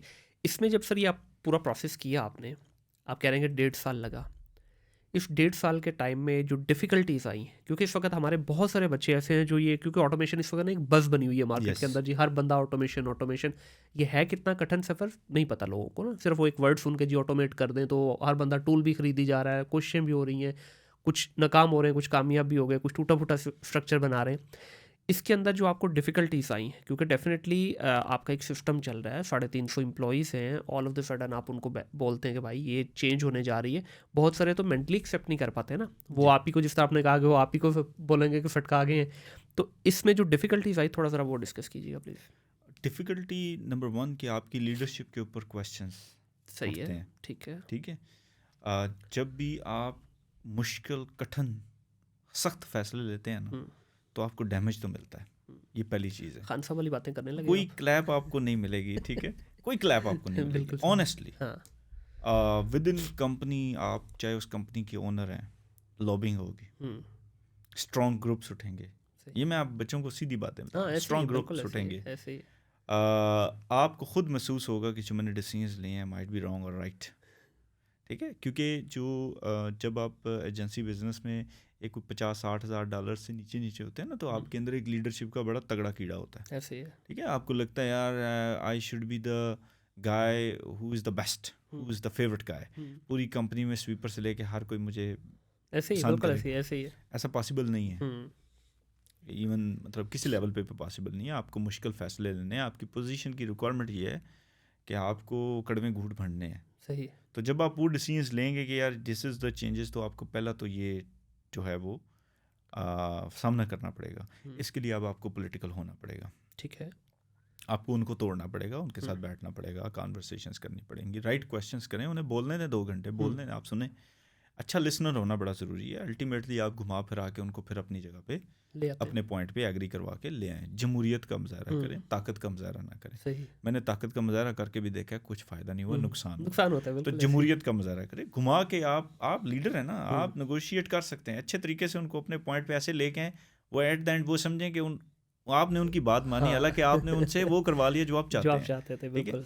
तो उसका एक तरीका ये भी होता था कि जो मैं चाह रहा होता था वो मैं एक्चुअली कोशिश करता कि मैनेजर्स के मुंह से ही निकलवाता था, और मैं कहता था कि क्योंकि ये आप सब लोग कह रहे हो तो फिर करते हैं, लेट्स जस्ट डू इट, ठीक है। तो बाद में रिस्पॉन्सिबिलिटी भी उनकी होती थी, लेकिन कोर वैल्यू पे हम ही चाह रहे होते थे, कोर लेवल पे हम ही चाह रहे होते थे, दिस इज़ गुड। लेकिन उसमें चंद दीगर ऐसे नाम यूटास्कर में मौजूद थे जो बड़े वाइज थे, ठीक है, अभी भी वो मौजूद हैं, वहाँ काम कर रहे हैं, and I really blindly trust them, they are my brothers, तो वो हमेशा उनको पता था कि व्हाट आई एम डूइंग, तो वो वहाँ सपोर्ट करते थे, वो वाली बात फेंकते थे और साथ कहते थे we think this is right, तो हम फिर वो लेके चलते थे। तो ये एक आपने काम जो है करना, जब वो बने तो उसको मैं कहता हूँ कि कोई भी कॉन्फ्लिक्ट है उसको एड्रेस करना ज़रूरी है। ट्रू। जो अनएड्रेस्ड किस्म के कॉन्फ्लिक्ट्स होते हैं वो बड़े ख़तरनाक होते हैं, तो हर कॉन्फ्लिक्ट का एड्रेस होना बड़ा ज़रूरी है। पॉइजन का किरदार अदा करते हैं। यस, आप जब किसी बंदे को जाके कंपनी के अंदर कहेंगे ना कि यार come here, I know you don't like what I am doing, I know that, let's just sit, why don't you like that. सही, बिल्कुल सही है। ठीक है सर, वो क्या कह देगा, वो 2-4 बातें करेगा, आप उसे और तड़पाएंगे, और 4 बातें, 4-10 बातें उसकी बाहर निकल आएंगी, ठीक है, उससे आप रिजॉल्व करेंगे, then will go that way. तो ये एक बड़ी डिफ़िकल्टी थी। सेकंड जो डिफ़िकल्टी थी वो ये थी कि अब आप जो बच्चे कह रहे हैं कि जी हमने ऑटोमेशन करनी है, जो एजेंसी ओनर्स हैं, इट्स गुड, लेकिन क्या आपको ये पता है कि आपने ऑटोमेशन क्या अचीव करने के लिए करनी है? बिल्कुल सही, ये नहीं पता उनको, बस ऑटोमेशन करना। हाँ, वही ना, बस क्रिएट है ना, बस क्रिएट हुआ। पहले आप ये देखें कि आपने क्या अचीव करना है, क्या आप चाह रहे हैं, फिर ऑटोमेशन के ऑप्शंस देखें, मेरे लिए software A B C D E, मेरी चीज़ को कौन सा एड्रेस करता है, ये जी ई वाला करता है। तो चाहे मनीर साहब अपनी एजेंसी में ए वाला यूज़ कर रहे हैं ना, I will go with the E one, बिल्कुल ऐसी, ठीक है, मैं उसको यूज़ करके अपनी ऑटोमेशन, हर के सर्कमस्टेंसेस अपने हैं ना, वन फिक्स फार्मूला नहीं, हर एक का अपना बिजनेस मॉडल है, अपने बिजनेस ऑप्स हैं, तो आप उसको अडॉप्ट करें। ये एक बड़ा चैलेंज था हमारे लिए। फिर हमने अपना पोर्टल डेवलप किया, अपना CRM हमने प्रॉपर सारा डेवलप किया, वो भी चल रहा है, उसको अपने वे में डिज़ाइन करके। फिर क्लाइंटल के हिसाब से हम मंडे पे भी काम करते रहे, क्लिक अप पे भी काम करते रहे, तो ये साथ साथ चलता रहा। तो ये 2 डिफ़िकल्टीज थी। तीसरी, ये गेज करना बहुत मुश्किल था, सबसे मुश्किल काम जो मुझे लगा कि ये गेज करना बड़ा मुश्किल था कि हम जिस जगह पे जाना चाह रहे थे, डेस्टिनेशन, क्या उसके रास्ते पे भी हैं या नहीं।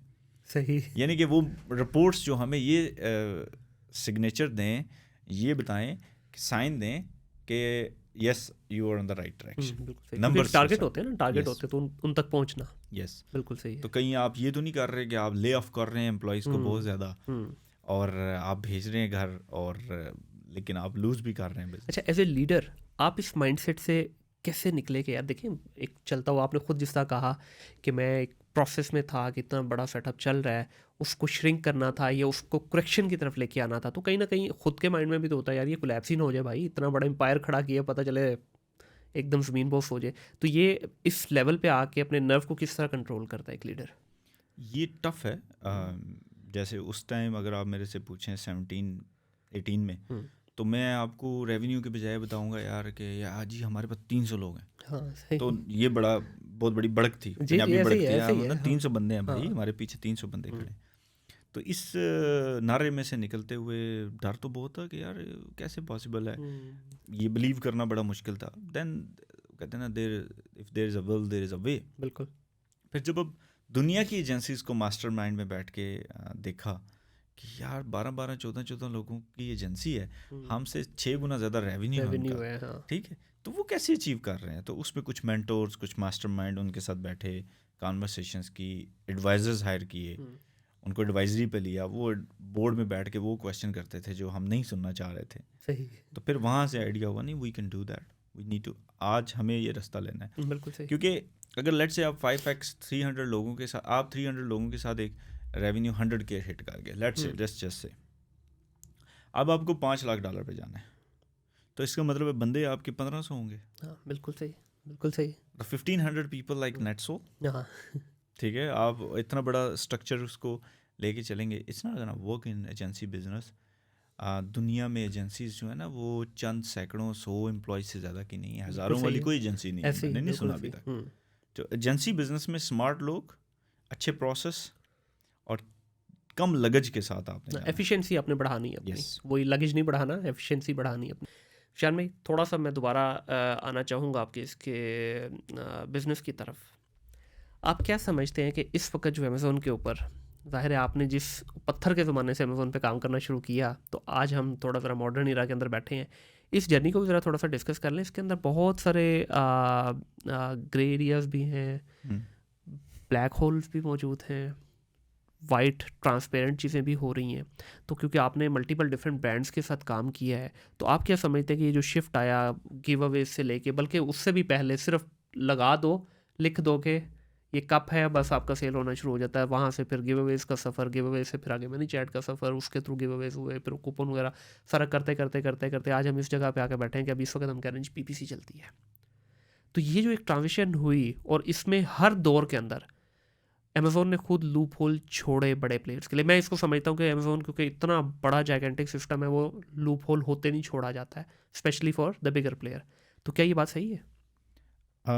दिस इज़ ट्रू, क्योंकि देखिए जो थर्ड पार्टी सेलर्स हैं ना जी, उनको अल्टीमेटली अपने प्लेटफॉर्म पे लाना अमेज़ॉन की प्रायोरिटी रही है। और जब एक थर्ड पार्टी सेलर कोई भी ब्रांड अमेज़ॉन पे आ जाता है तो उसके बाद आपको पता है कि सेल्स उनकी, पैसा उनका, डेटा किसका? अमेज़ोन का। बस डेटा सबसे बड़ा बिजनेस है दुनिया की इस वक्त जंग ही डेटा पे है। यस, तो डेटा पे है, तो डेटा सबसे बड़ा उनका। क्लाइंट्स अपने बायर का एनालिसिस एनालिटिक्स उनके पास, कितनी की प्रोडक्ट सेल हो रही है उनके पास, फिर वो उसको 1P पे ले आते हैं जी। फिर अमेज़ॉन अपने ब्रांड्स भी ले आता है उस कैटेगरी में इम्प्रूव करके। तो ये एक होल डिबेट है अभी। अगर देखा जाए तो यूएस में अभी एक कमीशन जो है इसके ऊपर स्ट्रांगली काम कर रहा है, सेनेट काम कर रही है इसके ऊपर, एक लॉन्ग डिबेट है, इट्स गोइंग ऑन। लेकिन ऑनेस्टली अमेज़ॉन ने जो ट्रस्ट मेरे ख्याल से पूरे एरा के अंदर जो बाय किया है या ट्रस्ट जो बनाया है, वो सारे का सारा है लॉजिस्टिक्स का। ठीक है, बिल्कुल ऐसे। अमेज़ॉन से बाय कौन करता है और क्यों करता है, उसकी सिर्फ एक ही उनको गारंटी होती है कि ये टाइम पे डिलीवरी होगी और ऑथेंटिसिटी के साथ ऑथेंटिसिटी होगी। तो बस लॉजिस्टिक्स का जो बिजनेस है उनका बड़ा टॉप पे है, they are doing that things, और ये सफ़र आगे चलेगा। और इसमें मेरा ख्याल में उसने अमेज़ोन ने जो अच्छी चीज़ की है ना, उसने अपने बायर को ज़्यादा इंटैक्ट रखा है रादर देन सेलर। यस, ठीक है, सेलर को हमेशा हम कहते हैं ना दीवार के साथ लगाया है, लेकिन बायर को वो ऐसी फैसिलिटीज़ देता है, इस तरह से कंपनसेट भी करता है सम टाइम कि वाकई बंदा देखता है कि यार क्या कस्टमर सर्विसेज है। Yes of course. और लेकिन अभी जो ये नई जंग है, जंग कह रहे हैं, कंपटीशन कह रहे हैं between e commerce and social commerce. अच्छा, टिकटॉक ने बड़ा ऑनेस्टली स्मार्टली प्ले किया है।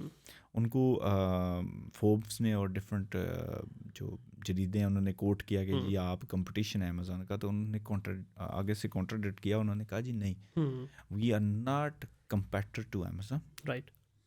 वो ई कॉमर्स है, हम सोशल कॉमर्स। अब ये भी एक नई टर्म आ गई, हालांकि है ये ई कॉमर्स ही सारा। Very smart. हाँ, उन्होंने उसको बताया कि ये कैसे डिफरेंट है। सही। उन्होंने कहा जी कि अमेज़ॉन पे जब कोई बाहर जाता है तो उसकी इंटेंट होती है टू बाय, क्योंकि अमेज़ॉन बजाते खुद एक बहुत बड़ा सर्च इंजन है प्रोडक्ट्स का। ट्रू। वो टर्म लिखता है, प्रोडक्ट मिलती है, उसको वेरिफिकेशन के लिए रिव्यूज़ देखता है, बाय कर लेता है, रेटिंग्स देख के बाय कर। बिल्कुल। FB है तो सुभान अल्लाह, FBM है तो छोड़ देते हैं, FPM तो बिल्कुल छोड़ देते हैं। अब सोशल कॉमर्स पे कोई बंदा बाय करने के लिए नहीं जाता, जो टिकटॉकर्स पे बाय करने के लिए जाता, उसमें बस वो 12-14 वीडियोस देख रहा है, उसके पास इतना टाइम नहीं है। अचानक से कोई प्रोडक्ट सामने आती है, उसको लगता है हाँ नहीं यार ये मुझे जो है ना वो अपनी फेशियल केयर के लिए ये प्रोडक्ट तो चाहिए थी, याद नहीं था मुझे, क्लिक करता है, उसके स्टोर पे जाता है, बाय कर। इसको कहीं ना कहीं हम इम्पल्स बाइंग भी बोलेंगे। इम्पल्स बाइंग, टिकटॉक ने, यू आर राइट, ठीक है, आपने बड़ी नेक्स्ट लेवल बात कर दी। इम्पल्स बाइंग के जितने बंदे थे ना जो कि जाके बाय नहीं कर सकते थे या करते थे, उनको उन्होंने कैप्चर कर लिया वहाँ सोशल कॉमर्स। बिल्कुल ऐसे ही, and they are doing that. अब ऑब्वियसली बड़े ब्रांड्स अभी तक सोशल कॉमर्स पे नहीं आए, रिलक्टेंट है थोड़ा सा, क्योंकि बम्पी राइड है ना अभी चल रही है। लेकिन 17-18 तक तो वो अमेज़ॉन पे भी नहीं आए थे। बिल्कुल ऐसे आना तो पड़ेगा, of course you have to be there. तो जो स्मॉलर ब्रांड्स हैं उनके लिए अभी अपॉर्चुनिटी है जी, अर्ली एंट्रेंट, कि उनको एंटर हो जाना चाहिए। और इस पे मैं बड़े वसूख से ये बात कह रहा हूँ कि जो अभी एंटर हो गए ना वो इतने बड़े हो जाएंगे कि जो बड़े ब्रांड बाद में आएंगे शायद वो भी टफ टाइम मिलेगा, क्योंकि इसके पास ट्रैफिक इतनी ज़्यादा कि पूरी दुनिया में इस वक्त किसी भी सोशल मीडिया के पास इतनी मैसिव ट्रैफिक नहीं है। मैसिव से मुराद मैं नंबर की बात नहीं कर रहा, इंगेजमेंट की बात कर रहा हूँ, कनेक्टिविटी की बात कर रहा हूँ, क्योंकि वो आ गया ना। देखिए इसने स्मार्टली खेला कितना, लोगों के दिमाग के साथ और प्लेटफॉर्म को उंगली की इसने बार बार।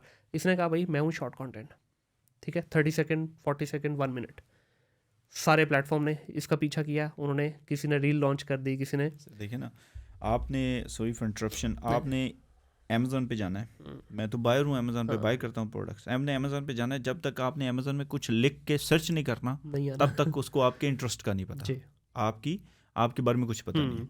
टिकटॉक पे आपने और मैंने जाना है, अभी दोनों हम टिकटॉक अपने सामने रख लेना तो आपकी टिकटॉक पे वो वीडियोस आएंगी जो एक्चुअली मुनीर है। बिल्कुल ऐसी है। अगर किसी के बारे में जानना है ना तो आप उसका व्हाट्सएप ओपन करने की जरूरत है, उसका टिकटॉक ओपन करो, ऐसे 5-6 वीडियो चलाओ, उस बंदे का आपको पता चल जाएगा। ठीक है, ऐसे ही है। अब मैं जब ओपन करूंगा तो वो मुझे वही इंटरेस्ट जो मेरे हैं ना, मुझे वो दिखा के बीच में वो प्रोडक्ट देगा, शुगर कोट करेगा, बिल्कुल ऐसे इम्पल्स बाइंग करवाएगा। तो this is like a next level thing. और इसमें भी एक लेवल और आगे चला गया है कि जो खासतौर पे एंड्रॉयड यूज़र का तो मैंने बहुत ज़्यादा ऑब्जर्व किया है, मेटा पे अगर आप हैं या इवन आप टिकटॉक पे भी हैं, तो वो आपके माइक के थ्रू जो आपकी सारी कन्वर्सेशन को सुनता है तो उसके अगेंस्ट भी फिर आपको प्रोडक्ट दिखाने शुरू कर देता है। यस, ठीक है, अभी आप जाइएगा, मतलब आपके पहले के मेरे ख्याल दोनों ही आईफोन है, अगर एंड्रॉयड हो तो घर जाएँ, आपको कल से पॉडकास्ट आना शुरू हो जाएंगे क्योंकि उसी की डिस्कशन हो रही सारी। ठीक है, ये भी देखें। देखिए AI ने जितना रोल प्ले किया है ना, मेरे ख्याल में आने वाले चंद सालों में ये सारी गेम इसके अराउंड ही चलनी है, चेंज हो जाएगी। बिल्कुल। अच्छा, जो लोग वो सुन रहे हैं ना, जो कैरियर स्टार्ट करना चाह रहे हैं, उनको सोशल कॉमर्स के बारे में मेरी एडवाइस ये होगी कि भाई अगर आपकी स्पेशलिटी है और अगर नहीं है तब भी बनाएं, कंटेंट क्रिएशन की स्पेशलिटी बनाएं अपने। बिल्कुल, क्योंकि हर ब्रांड को, छोटे से बड़े को, कंटेंट क्रिएटर्स अब रिक्वायर्ड हैं जो कि 10 सेकंड की वो वीडियो क्रिएट करें जो कि अगर पोस्ट होती है तो उसको ऑर्गेनिक रीच मिले ऑन टिकटॉक। बिल्कुल ऐसे ही है। मैं खुद ढूंढ रहा हूँ बंदे। बल्कि इस पे ना एक मिसकंसेप्शन यहाँ पे क्लियर करते हैं, क्योंकि जब हम कंटेंट क्रिएशन की बात कर रहे हैं तो हमारे यहाँ समझा जाता है जी आपको मोबाइल खोल के ये कैमरा रख के आपको बनाना। नहीं भाई, आप अपने फेस के बगैर भी कंटेंट क्रिएटर बन सकते हैं। ठीक है, तो ये क्लियर करना बड़ा ज़रूरी है। वो ज़्यादा ज़रूरी है क्योंकि आपके फेस के साथ तो किसी ने बाय नहीं करना। आपने ऑफ कोर्स जो कंटेंट बनाने हैं वो तो अपने ब्रांड्स के लिए बनाने हैं। Let's say there is a brand जो फेशियल केयर का ब्रांड है, तो आप उसकी प्रोडक्ट के 3 मेन इंग्रेडिएंट्स जो कि एक्चुअली उसमें इन्फ्यूज्ड हैं, ऑयल बेस्ड, वो बात करेंगे और उनके इफेक्ट्स क्या हैं। तो अगर आप वो बगैर बोले बुलेट पॉइंट्स में दिखा दें उसको 10 सेकंड में और मैसेजिंग क्लियर करवा दें और वो एक वीडियो जो है वो ऑर्गेनिकली रीच कर दे, यकीन माने वो ब्रांड आपको $2-4 देने में उसको कोई मसला नहीं होगा। नहीं सर, अब मैंने भी कल हायर किया $3000 के ऊपर। ठीक है, और जब मैंने उस इन्फ्लुएंसर को देखा, मैं सर पकड़ के बैठ गया वगैरह, इसको हमने 3000 दिया है। लेकिन बहुत रिजल्ट आ रही है, देने पड़े। अभी आने से पहले मैं एक इंडियन पॉडकास्टर जो है ना था, उसका मैं क्लिप मेरी नज़र से गुजरा, तो उस जान भी इतनी मज़े की उन्होंने चीज़ डिस्कस की ना, तो मैं सुन के रहा मैं कि यार देखिए दुनिया किस लेवल पे चली गई है। वो दोनों लोग डिस्कशन कर रहे थे, एक चाइनीज़ इन्फ्लुएंसर है, जैक समथिंग करके नाम है उसका, मर्द है, वो सारा दिन क्या करता है, 8 से 10 घंटे वो लाइव करता है। बेसिकली चाइना में एक नया कॉन्सेप्ट हुआ है, उस पर भी हम डिस्कस कर लेते हैं। वो क्या करता है, लाइव करता है एक ही प्रोडक्ट पे। प्रोडक्ट क्या है? लिपस्टिक। सर, फीमेल की प्रोडक्ट, एक मेल वो सारा दिन 8 घंटे बैठ के अपने होंठों पे मुख्तलिफ ब्रांड्स की लिपस्टिक ट्राई करता है और रिव्यू देता है। उसने 1.2 बिलियन इंडियन रुपीस की सेल की एक साल में। And this is reality. अब ये just one example, it's a beginning. बिल्कुल ऐसे ही है, और this is going to be happen. बिल्कुल this is going to be happen. तो ये एक नई रियलिटी है जो अभी लोग कह रहे हैं ना कि यार ये इकोसिस्टम थोड़ा डिस्टर्ब्ड है। भाई सोशल कॉमर्स को कंसिडर करो। अमेजन एग्जिस्ट कर रहा है, अमेजन में जो एजेंसी में एंटर हो गए हैं, जो एजेंसी में आगे उनको एडवाइस है यार अपने ब्रांड स्टार्ट करो। इसमें थोड़ा सा अपलिफ्ट करें ना सर, अपने होराइजन को बढ़ाएं थोड़ा सा। मैं तो एक बात कहता हूँ, इसमें तावीज़ की तरह घोल के पीजिए जनाब इसको। Yes, true. ठीक है, अदरवाइज आपका अब चाइना में एक नया ट्रेंड शुरू हुआ है जो कि पाकिस्तान में भी मैंने तो नहीं सुना या कभी देखा। यहाँ पे मैक्सिमम क्या करते हैं कि 1 या 2 इन्फ्लुएंसर बस बैठ जाता है वहाँ पे। सर उन्होंने पूरे फ्लोर बनाए, क्लोज छोटे छोटे कैबन्स हैं। उस कैबन के अंदर एक सेलफोन है उनके पास, एक सेल्फी लाइट के ऊपर वो फ़ोन लगा हुआ है और उनके आगे प्रोडक्ट पड़ी हैं। वो 6-8 घंटे मुसलसल लाइव है। ठीक है, वो लाइव डेमो देते जा रहे हैं, प्रोडक्ट का रिव्यू करते जा रहे हैं और वो बिक रही है प्रोडक्ट ऑनलाइन। ठीक है, तो इस लेवल पे जाके लोग अभी सोशल कॉमर्स के अंदर गेम ऑन कर रहे हैं, एंगेज होना स्टार्ट हो चुके हैं। अभी लोकल देख लेना सर, आज से 5 साल पीछे चले जाएं विशान भाई, जितने बड़े ब्रांड आपने कहा कि नहीं आते थे, अब पाकिस्तान में भी तो यही हुआ है। बड़े, मैं नाम किसी का नहीं लूँगा, जितने कपड़े के बड़े ब्रांड हैं, जूती के बड़े ब्रांड हैं, ये तो ही नहीं समझते थे अपनी ऑनलाइन आना। ये कहते अच्छा अब हम सेल करेंगे ऑनलाइन। आज देख लें आपके डोर स्टेप पे हर बड़ा ब्रांड आपके डोर स्टेप पे प्रोडक्ट दे रहे हैं। वैसे अगर आपने पाकिस्तान में किसी की टिकटॉक स्ट्रेटजी देखनी है ना, एंड वो हमारे भाई हैं, लाहौर के ही हैं, आसिफ भाई, उनका ब्रांड है मामा ऑर्गेनिक। मामा बहुत कमाल का काम किया सर उन्होंने। One of very good friend of mine. तो कल उनकी प्रोडक्ट मेरे सामने से गुजरी है। आप गुजरी है कल? तो वो बड़ा मास्टरमाइंड आदमी है। इस टिकटॉक एंड सोशल कॉमर्स पे बड़ी नेक्स्ट लेवल कॉन्वर्सेशन हुई, उसने वो सारे ब्रेक किए हैं, बड़ी इनफॉर्मल सी वीडियोस को वो बूस्ट कर रहा है। सर वो इतनी कैजुअल वीडियो, कल मैं टीम के साथ डिस्कशन कर रहा था, बल्कि मेरा जो सोशल मीडिया वाला बंदा है उसने मुझे ला के दिखाया, उसने कहा सर ये देखे, मैं कह रही तो बड़ी ऑर्डनरी सी, कहता आपको पता किसकी है, मैं किसकी, कहता इस ब्रांड की है। तो हम उस पर डिस्कस कर, मैं कि यार देखें क्या बिल्कुल सिंप्लिसिटी, कोई उन्होंने बीच में फनकारी नहीं लगाई, कोई लेफ्ट राइट नहीं घुमाया हुआ चीज़ों को, एक लड़की बैठी है सीधा बस वो अप्लाई कर रही है, और बड़े मज़ेदार उन्होंने चीज़ दिखाई है। तो गेम अब यही आगे जाके सर, जो इसमें अब एंटर हो गया चांदनी सर, जो ब्रिज तोड़ा है ना बिटवीन अमेजोन और टिकटॉक, यानी कि टिकटॉक ने कहा है कि हम अब ट्रैफिक अमेजोन पे नहीं जाने देंगे, और ये जो क्यूरेशन होती है, एट्रीब्यूशन होती है, ये कैंपेन्स हम नहीं चलने देंगे, ट्रैफिक अब अमेजोन पे जाएगी। बड़ी तकलीफ हुई है उनको अमेजोन, डेफिनेटली ट्रैफिक रोक के उन्होंने अपने स्टोर पे डाल दिया, शॉप पे डाल दिया। बिल्कुल ऐसे ही है। This is like the new reality, और इसके ऊपर काम कर सकते हैं। मैं और आप, वैसे आप तो सीख चुके हैं, मैं तो अभी सीख रहा हूँ। नहीं सर, कहाँ सीखे, अभी तो शुरू किया हमने। अब हम भी इसको ज़रा रिसर्च कर रहे हैं, व्हाट इज़ गोइंग ऑन, लेकिन इसको मैं एक्सपेरिमेंट कर रहा हूँ अपने 2 ब्रांड के ऊपर अभी। बिल्कुल खासी हद तक इस पर हमें सक्सेस मिली माशाल्लाह। 3 दिन पहले योर टास्कर जो है वो पार्टनर बना है विद टिकटॉक, कांग्रेचुलेशंस। और उन्होंने कहा यार अपने जो 96 ब्रांड्स हैं उनको लेके आए, हम करेंगे, फैसिलिटेट करेंगे। उन्होंने हमें specially access to the portal दी है अपनी, which is very good thing. ये जो हम ऑफलाइन बात कर रहे थे कि देखें ये एक प्लेटफॉर्म की सीरियसनेस शो कर रहा है। यस, कि वो कितने कंसर्न्ड हैं और कितने सीरियस हैं अपने इस मॉडल को लेके, कि वो देखें ब्रांड्स को ऑनबोर्ड करें कि भाई आप खुद तो आएँ, साथ अपने ब्रांड्स को भी लेके, और ये फैसिलिटीज़ हैं आपके लिए, स्पेशली आप लें इनको। ठीक है, और people are, I mean specially content creator, they are making ton lot of money out of TikTok.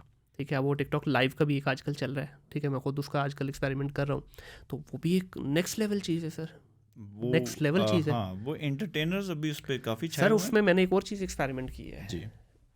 लोग तो उसको, अब मैंने भी, क्योंकि मुझे 1 महीना हुआ है, मैं वो एक मेरे टीम के बंदे ने टास्क दी, उसने कहा सर ये करना है, तो मैं कहा भाई आप लोग करो, उन्होंने कहा नहीं जी आप करें। मैं कहा तुम मेनू बदनाम करवाओ।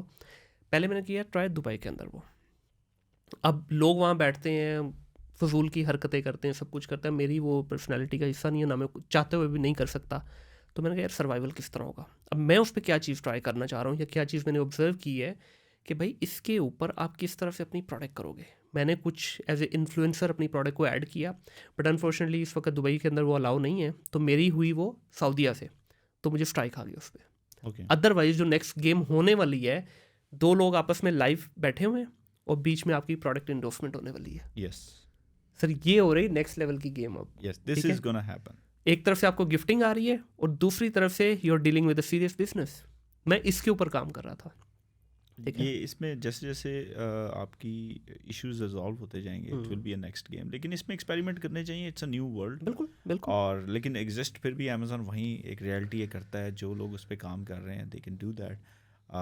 मेटा कैंपेन्स रन कर सकते हैं। अमेजोन ने अभी मेटा के साथ बड़ा कॉन्ट्रैक्ट भी कर लिया, SB एड्स जो है वहाँ रन कर सकते हैं, कोलेट्रल हो गया उनका, क्योंकि उनके पास और ऑप्शन नहीं था, अब उनको ऑफ अमेजोन तो जाना था। हाँ, इस पे ना बल्कि मैं एक हमेशा मिसाल दिया करता हूँ कि जो अच्छा दामाद होता है ना घर का, बड़ी इज्जत बड़ी आओ भगत होती है उसकी। तो जिस दिन सर आप ऑफ अमेजोन अपने आप को एज ए ब्रांड रजिस्टर्ड करवाने में कामयाब हो गए ना, तो आप समझ लीजिए कि आप अमेजोन के दामाद हो गए। Yes true. क्योंकि अमेजोन को पता चल जाएगा कि भाईजान मुंडे च कुछ है, गल वध गई मुख्तियार हुण, तो वो आपको रिवॉर्ड करना शुरू कर देगा। हम बल्कि 2019 में ये बड़ी आम बात किया करते थे कि अगर आप ट्रैफिक लेके आते हैं गूगल के थ्रू या किसी और प्लेटफॉर्म के थ्रू, तो आपका BSR एकदम जो है शूट होता है। ट्रिक दे दूँ एक? दे सर, वही तो देने के लिए बैठे हैं। चलें, बिल्कुल दें। आप जो टिकटॉक के ऑर्डर शिप करते हैं ना जी, वो MCF करते हैं। वो तो हम वही कर रहे हैं। बस मैं ये स्ट्रिक्टली कहता हूँ, 6 महीने आपने MCF किया ना ऑर्डर, सारा का सारा टिकटॉक का, यहाँ से अमेजोन से, ये आपकी खुद ब खुद ही लिस्टिंग इंप्रूव करेंगे, आपको BSR देंगे, रैंक करेंगे आपको, क्योंकि उनको पता है यार कि ये तो टिकटॉक पे MCF कर रहा है, यहाँ से शिपमेंट कर रहा है। हाँ, बिल्कुल। तो जिसका मतलब है कि इसके बिजनेस शिफ्ट होना शुरू हो गया ना, तो वो विल बी नो मोर। बिल्कुल ऐसे ही, they will give you that kind of chunk. अच्छा, मुझे इस चीज़ का तो नहीं आइडिया था, लेकिन मैं इस अप्रोच से ये MCF करवाता हूँ कि भाई देखें, अगर आप टिकटॉक आपको नहीं पता, क्योंकि वहाँ पे इस वक्त बड़ी बम्पी राइड है, हर प्रोडक्ट नहीं चल रही, तो बजाय इसके कि आप एक अलग से इन्वेंट्री के झंझट में पड़ें, क्योंकि प्रॉब्लम ये छोटी इन्वेंट्री में तो आपको वेयर हाउस वाला भी मुंह नहीं लगाता ना, 3PL वाला, तो बजाय इसके आप वो सारा एक अलग से चैनल क्रिएट करके एक अलग से इन्वेस्टमेंट डालें आप, तो कुछ नहीं करना भाई, सीधी अपनी प्रोडक्ट अमेजोन पे जो पड़ी है पड़ी रहने दो, वहाँ से एक लिस्टिंग क्रिएट करें, ऑर्डर आएगा। जब तक आप 40 से 50 ऑर्डर नहीं अचीव कर लेते, यही चैनल चलाएं। प्रॉफिट थोड़ा कम होगा लेकिन लाइफ तो इजी होगी, एक्स्ट्रा इन्वेस्टमेंट तो नहीं होगी। लेकिन ये जो आपने बात की, ये मैं इसको ऑब्जर्व करता हूँ कि अगर इसके ऊपर ये है तो ये नेक्स्ट लेवल गेम हो जाएगी सर। चलें एक और टिप दे दूँ, सब एंड please। हो रहा है काम, अब टिप लेते हैं। लाजमी जी। क्योंकि टिकटॉक के ऊपर आपको जितने ऑर्डर्स आ रहे हैं उसके अंदर ईमेल और फ़ोन नंबर गिवन है। आने वाले टाइम में ये बैन हो जाना है, बैन हो जाने जैसे उनका FBT आना है ना, हाँ फुलफिलमेंट बाय टिकटॉक, जी, जितना डेटा है ना सेव करते जाएं, और शॉपिफाई पे उड़ा दे इसको, उड़ा दे। ठीक है, जितना डेटा है उसको पास रखते जाएं, डेटा बैंक बनाते जाएं।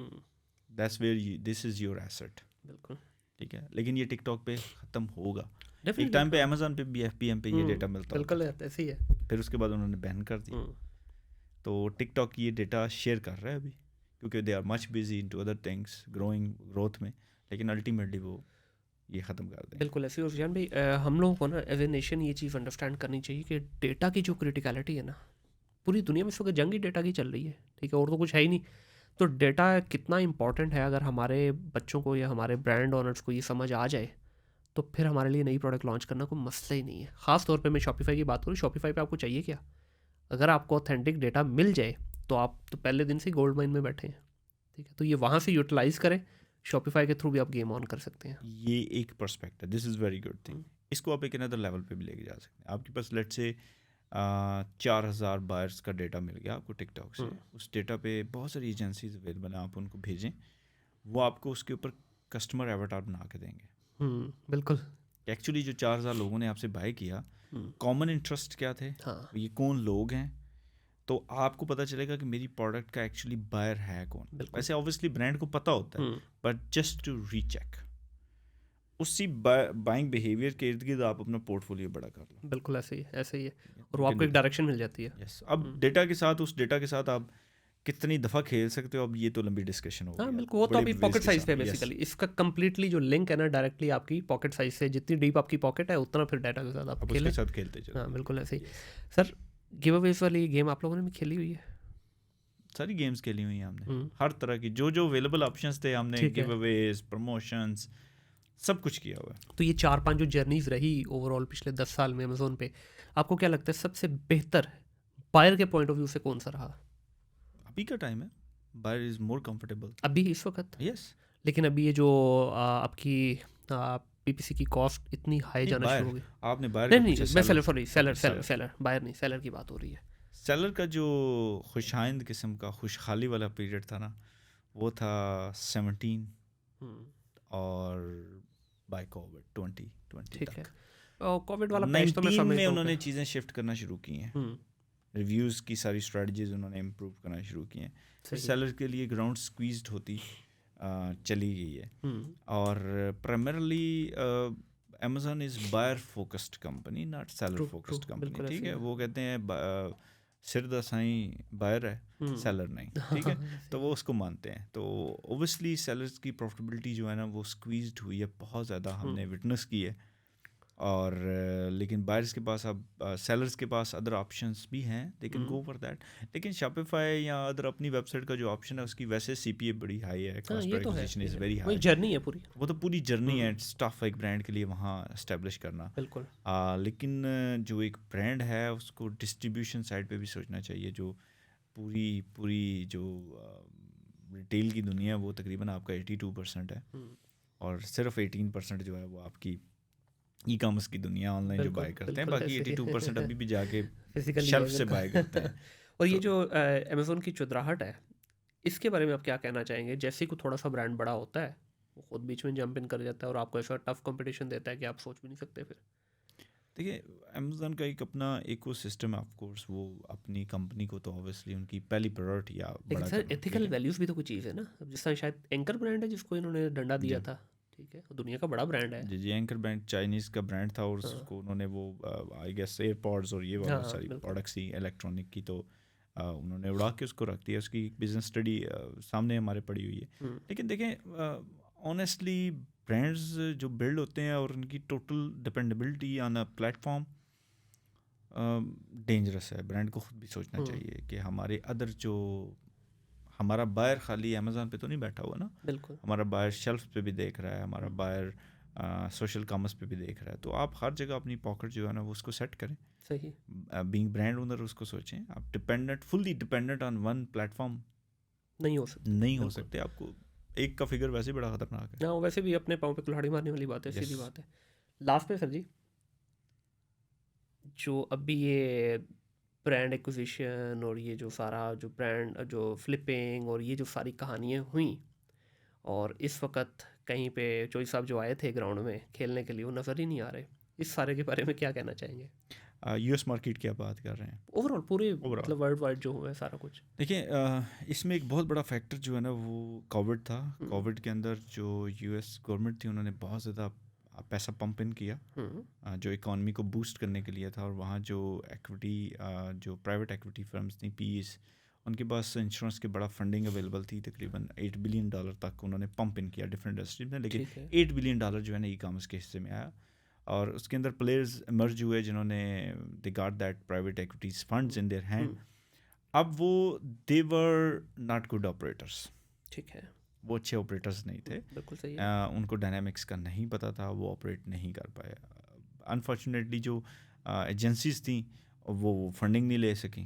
अच्छे अगर यू टास्कर के पास इतनी फंडिंग आ जाती तो हम तो वी नो कि कौन सा ब्रांड कैसे एक्वायर करना है, तो हम कर लेते और उसको ऑपरेट भी कर लेते। तो काफ़ी सारे उनके जो प्रॉब्लम्स थे वो आए, और फिर सप्लाई चेन के बैक पे बड़े इश्यूज उनको आए। They did their job. उन्होंने फिर कुछ ने मजबूरी से, कुछ ने शौक के साथ अपने आप को बैंकरप्ट डिक्लेयर कर दिया। लेकिन ये एक जो टाइम था ना डिफ़िकल्टीज़ वाला, वो एक बहुत बड़ी डिफ़िकल्टी ये थी कि हमारे इवन यूएस के जो एम्प्लॉयज़ थे उनको भी 3 गुना बड़ी ऑफर्स हो रही थी। हाँ, मैं यही कहने लगा, देखिए एग्रीगेटर आए ना इस डोमेन में, उन्होंने सारी ये गेम पलटी। ऐसे कि देखिए एग्रीगेटर तो दुनिया के हर बिजनेस में आते हैं, लेकिन ऐसा क्या हुआ कि इनसे क्यों, क्योंकि बड़े बड़े फाइनेंशियल एडवाइज़र से लेके 10-10 तो एडवाइज़र होते हैं उनके उस पर। और हमारे एक दोस्त ने ब्रांड सेल किया, उसको मेरा ख्याल है कुछ 6 से 8 महीने तो उन्होंने लीमू की तरह निचोड़ा है अच्छे से। तो इतनी जब आप रिग्रेस किस्म की एक्टिविटीज़ के बाद ब्रांड ले रहे हैं, तो कहाँ इनसे मिस्टेक हुई कि क्यों नहीं ये देख पाए कि भाई ये कोविड का बबल है, इसको ब्रस्ट होना ही होना है, दुनिया ने वापस रूटीन पे आना ही आना है। ये मसले मसाइल जो आज हमारे लिए मसले नहीं है, आज हमारे लिए ब्लेसिंग बनी, कल को दोबारा मसला बनना है, तो क्यों इन्होंने मिस कर दिया? $बिलियंस ऑफ डॉलर देखें, बढ़ गया प्रोग्राम तो लोगों का। ऑलराइट, सो इसमें ये हुआ कि प्राइवेट एक्विटी फर्म्स ने जब फंडिंग दी ना जी, तो उसमें एक कंडीशन होती है, वो ये होती है कि लेट्स से कि मैं प्राइवेट एक्विटी फर्म हूँ और आपको एक लेट्स से 200 मिलियन दे रहा हूँ, तो कंडीशन ये है कि 200 मिलियन आपको मैं सीरीज़ में दूंगा, आपको 50 मिलियन दे रहा हूँ, लेकिन टाइमलाइन ये है कि आपको 3 महीने में इतने वर्थ के ब्रांड ऑनबोर्ड करने हैं। बिल्कुल सही है।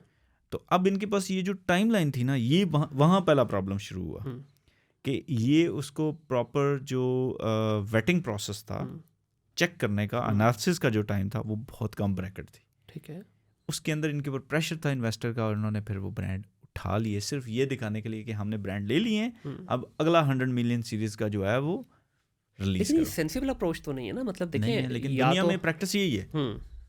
उनसे जो प्राइवेट एक्विटी फर्म्स थे उनसे ये प्रॉब्लम हुई कि दुनिया के अंदर प्रैक्टिस यही है, लेकिन ये जो ई कॉमर्स का बिजनेस था ये तो एक अनदर फील्ड थी। अभी भी दुनिया में जो M&A है, मर्जर एंड एक्विजिशन, जो फर्म्स हैं वो 60-60 100 साल से काम कर रही हैं। ट्रू और सक्सेसफुल है।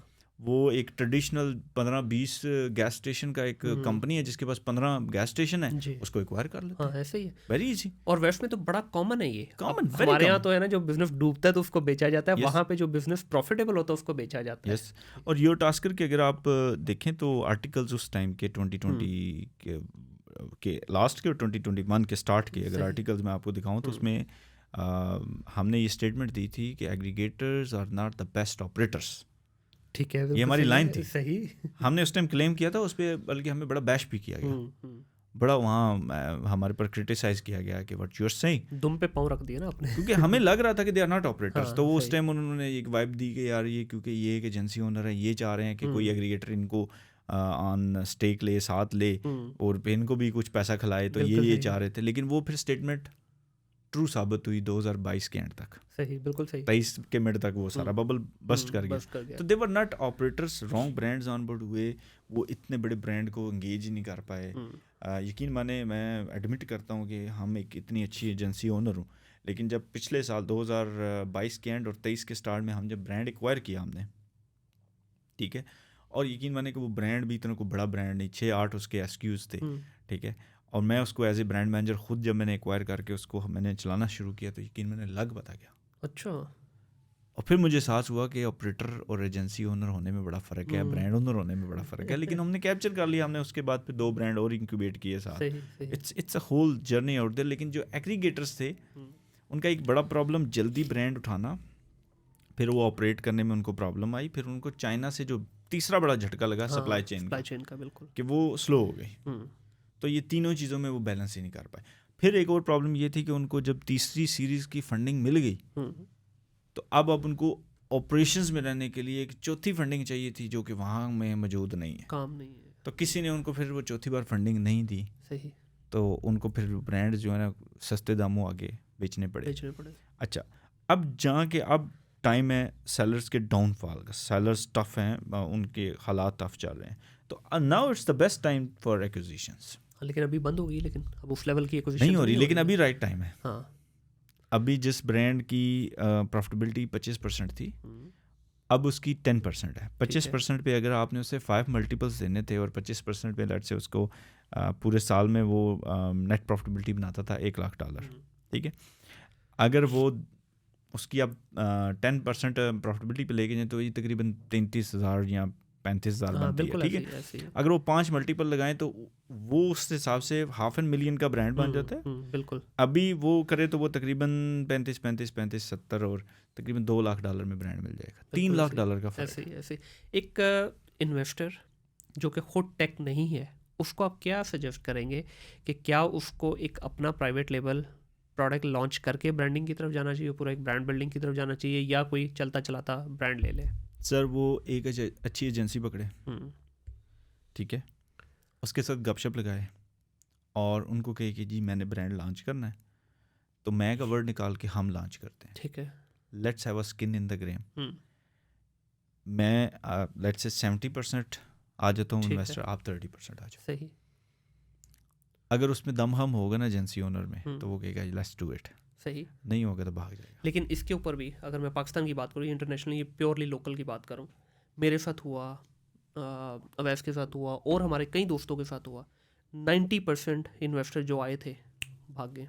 चलते हुए ब्रांड में मेरे पास 2 एग्जाम्पल मैं आपको दिखा भी दूंगा, 2 एग्जाम्पल ऐसी हुई कि ब्रांड प्रॉफिट बना रहा है, मतलब अभी ब्रांड तो नहीं कहूँगा कि प्रोडक्ट ने भी प्रॉफिट, हाँ प्रोडक्ट ने अभी 3-4 हज़ार पाउंड निकालना शुरू किया है, वो भाई सब सफास्ती से मिट गए, पता ही नहीं किधर है। उसकी रीज़न है ना, देखिए उसकी रीज़न फिर वही है, कैश फ्लोस, ठीक है।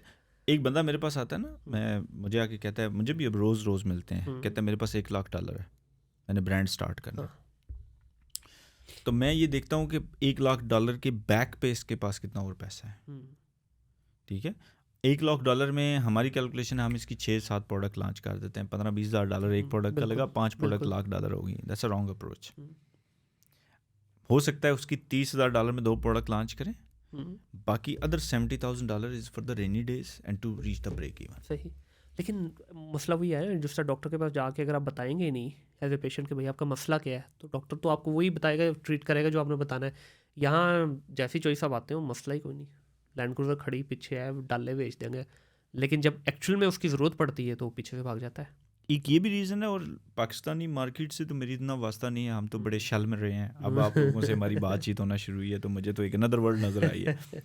एक बड़ी रीज़न भी ये थी, ये जो चॉइस आप डालों शालों वाले थे ना, इन्होंने रियल एस्टेट में बड़ा पैसा घुमाया है जी, तो मार उनको वहाँ से भी पड़ी है, ज़्यादा पैसा उधर से मुझे लगता आ रहा था और इधर तो उन्होंने कहा कोई मसला नहीं, अगर कोई $1,00,000 जाता भी रहा तो कोई नहीं है। और एक और प्रॉब्लम हुई जिसकी वजह से इसमें खैर हम सारे ही शामिल है, पूरी मैं कम्युनिटी को बोलूँगा कि जो रातों रात क्विक बग बनाने वाली जो हमने बताया ना कि पोंजी स्कीम वाला सीन है जी, आज अब देखिए शुरू में हमने क्या बोलना शुरू किया, मैं हम का वर्ड इसलिए यूज़ करूँगा, इसमें पूरी कम्युनिटी की बात कर रहा हूँ। होल इकोसिस्टम क्या हुआ, हमने कहा जी 6 महीने में ROI मुकम्मल। फिर हमने कहा जब 6 महीने हो नहीं यार ऐसे तो नहीं होता, फिर हमने कहा जी 12 महीने में शुरू हो जाएगा, फिर 18 पे है। एक्चुअल में ऐसा तो नहीं होता ना सर, ये एक बिजनेस है। देखिए एक शॉप आप खोलते हैं, मैं कहता हूँ इस बिजनेस में और फिजिकल बिजनेस में कोई फ़र्क नहीं है। फिजिकल में आपने अपनी शॉप की तज़ीन और आइश करनी है, यहाँ पे आपने अपने स्टोर की तज़ीन और आइश करनी है, उसके मार्केटिंग के पैसे लगाने हैं, वहाँ पे भी मार्केटिंग आपको करनी, वहाँ भी प्रोडक्ट बिक रही है, यहाँ पे भी। तो हम बड़े बड़े यकीन करें सॉफ्टवेयर हाउस के मालकान कोई इमिग्रेशन वाला है, कोई फैक्ट्री वाला है, वो क्या हमें बता रहा है आके, अच्छा क्यों आ रहे हैं यार, सुना है इसमें पैसे बड़े बनते हैं, रातों रात मैंने सुना इसमें 6-6 महीने में लोगों ने 2-2 लाख डॉलर निकाल लिए, लाख लगा के। भाई वो हैं, हमारे भी कई प्रोडक्ट हैं जान भाई जिनका मतलब अगर हम देखें तो इस वक्त भी उनकी प्रॉफिटेबिलिटी 45-46% है, ठीक है, और नेट भी अगर देखें तो कुछ प्रोडक्ट ऐसे हैं जिनका 35-40% नेट है, लेकिन सर वो हकीकत तो नहीं, वो तो एक आधी चले एक्सेप्शनल केस हो जाता है, हकीकत तो ये नहीं है। अब बच्चों ने भी क्या किया या इस कम्युनिटी ने क्या किया, स्क्रीनशॉट दिखाया वो 35 वाली के, कमिट भी 35 कर दिया, बाद तुसी कितने थे असी कितने। देखिए ये ना इकोसिस्टम की मैच्योरिटी को पहुंचने के लिए ज़रूरी भी था, it's part of the game, ये होना था, ये हुआ है, पूरी दुनिया में हुआ है, शायद यहीं नहीं कम से कम हुआ, लेकिन क्योंकि ट्रेनिंग्स का बिज़नेस था, तो ट्रेनिंग्स के बिज़नेस में तो ऐसे ही है कि एक बार डॉक्टर बन गए तो भाई बल्ले बल्ले, एक बार इंजीनियर बन गए बल्ले बल्ले, तो इसमें भी ये था कि अगर आपने ये अमेज़न का कोर्स ले लिया $400 का तो यू विल मेक $40,000, ठीक है, तो ये था। उसी बज़ को देख के जो है ना वो इन्वेस्टर अट्रैक्ट हुआ, इन्वेस्टर को लगा कि यार पाकिस्तान में 2 ही बिजनेस हैं, यहाँ तो रियल स्टेट है, यहाँ अमेज़न है, ठीक है, दोनों का प्रोग्राम बढ़ गया, दोनों का प्रोग्राम जो है ना उल्टा हो गया, ठीक है, तो ये this is whole actually journey. लेकिन जो बच्चा या कोई भी जूनियर हमारी फील्ड का भाई बहन जो ये बात कर रहा था, उसे खुद भी पता नहीं था वो मासूमियत में क्या बातें कर रहा है, जर्नी नहीं थी ना पीछे, जो उसने सुना, ठीक है, मुर्शिद ने जो बताया है, ठीक है, वो जो आगे बैठा हुआ था उसने भी आगे अगले को यही बता दिया, ठीक है, तो मुर्शिद से बात चल के तो मुर्शिद भी नहीं लब्बा कितने गया था चेला भी नहीं लब्बा कितने गया, तो इट हैपेंड, दैट्स फाइन। लेकिन यू नो यकीन माने क्योंकि हम उस टाइम शल में थे और हम समझे कि वो तमाशाइयों के जो स्टैंड थे ना वहाँ बैठे हुए थे, आप लोग सारों को देख रहे थे, ठीक है, तो हमने चीज़ा लिया, हम हंसते थे because we were into the business, हम उस टाइम 2015 में ब्रांड ओनर थे, तो प्राइवेट लेबल ओनर थे, तो वी वर लाफिंग, हम हंस रहे थे और हमने कहा यार व्हाट इज गोइंग ऑन, लेकिन दैट्स फाइन, स्टिल फाइन। एक बार ये सेटल डाउन हो गए, आज पॉडकास्ट में इतनी हिम्मत के साथ मुनीर बात कर रहे हैं ना कि यार ये रियलिटीज़ हैं, बिल्कुल ऐसे ही है, तो ये पॉसिबिलिटी इतनी थी आज से 4 साल पहले नहीं थी, अब है, तो अब हम रियलिटीज़ के ऊपर बात कर रहे हैं, तो शायद मैं भी शायद इसी मार्केट में अभी ज़्यादा इंटरेक्ट इसलिए होना शुरू हुआ कि मुझे लगा है कि यार now the people are on the level where we can have a decent conversation. अच्छा विशान भाई, before we end this podcast मैं आपसे जानना चाहूँगा कि टाइम मैनेजमेंट की कितनी इंपॉर्टेंस है, क्योंकि इसमें डेफिनेटली आप इतना बड़ा ब्रांड चला रहे हैं, आप अपनी पर्सनल लाइफ में भी इंजॉयमेंट को भी आपने ऑन रखा हुआ है और आप एक वर्क लाइफ बैलेंस भी लेके चल रहे हैं, तो इन सारी चीज़ों को मैनेज करने के लिए डू यू रियली थिंक कि टाइम मैनेजमेंट इज़ द की? इट्स द की, और हर इंडिविजुअल जो है उसके पावर आवर्स होते हैं, बिल्कुल सही है, ठीक है, आपको फिगर आउट करना है कि मेरे पावर आवर्स कौन से हैं जिनके अंदर मैं एनर्जेटिक होता हूँ, बट जो स्टडीज़ हैं वर्ल्ड वाइड उसमें जो पावर आवर्स होते हैं वो early start of the day होते हैं, ठीक है, ठीक है, तो जो एजेंसी ओनर्स हैं या प्राइवेट लेबल ओनर्स हैं कोशिश करें उसके अंदर क्रिएटिव काम करें, 2 से 3 घंटे वो होते हैं, और मीटिंग्स जो हैं वो डे एंड पे रखें, हमेशा बोरिंग होती हैं, बिल्कुल, और उसके अंदर आपको ज़्यादा इंगेज होना पड़ता है, और मोस्टली मीटिंग्स के अंदर नेगेटिविटी आ जाती है, कुछ प्रॉब्लम आ जाती है, तो आप उसके अंदर बड़े फोकस्ड हो जाते हैं। अगर आपने सुबह सुबह ही वो पावर आवर्स के अंदर वो वाली मीटिंग पकड़ ली ना, तो पूरा दिन आप उसी वाइब में घूमते रहेंगे। ये टाइम मैनेजमेंट की इज़ द फर्स्ट की, एंड द सेकंड की वुड बी कि जब आप अपने डेस्क पे जाएं, ये मेरी आज भी प्रैक्टिस है, जितने मर्जी आप डिजिटल हो जाएं, एक डायरी रखें, एक पेन रखें, और जब भी आप डेस्क पे ऊपर बैठें तो आप चीज़ें लिखना शुरू कर दें कि आज मैंने ये भी करना है, ये भी करना है, ये भी, सब लिखें जो आपके माइंड में आ रहा है।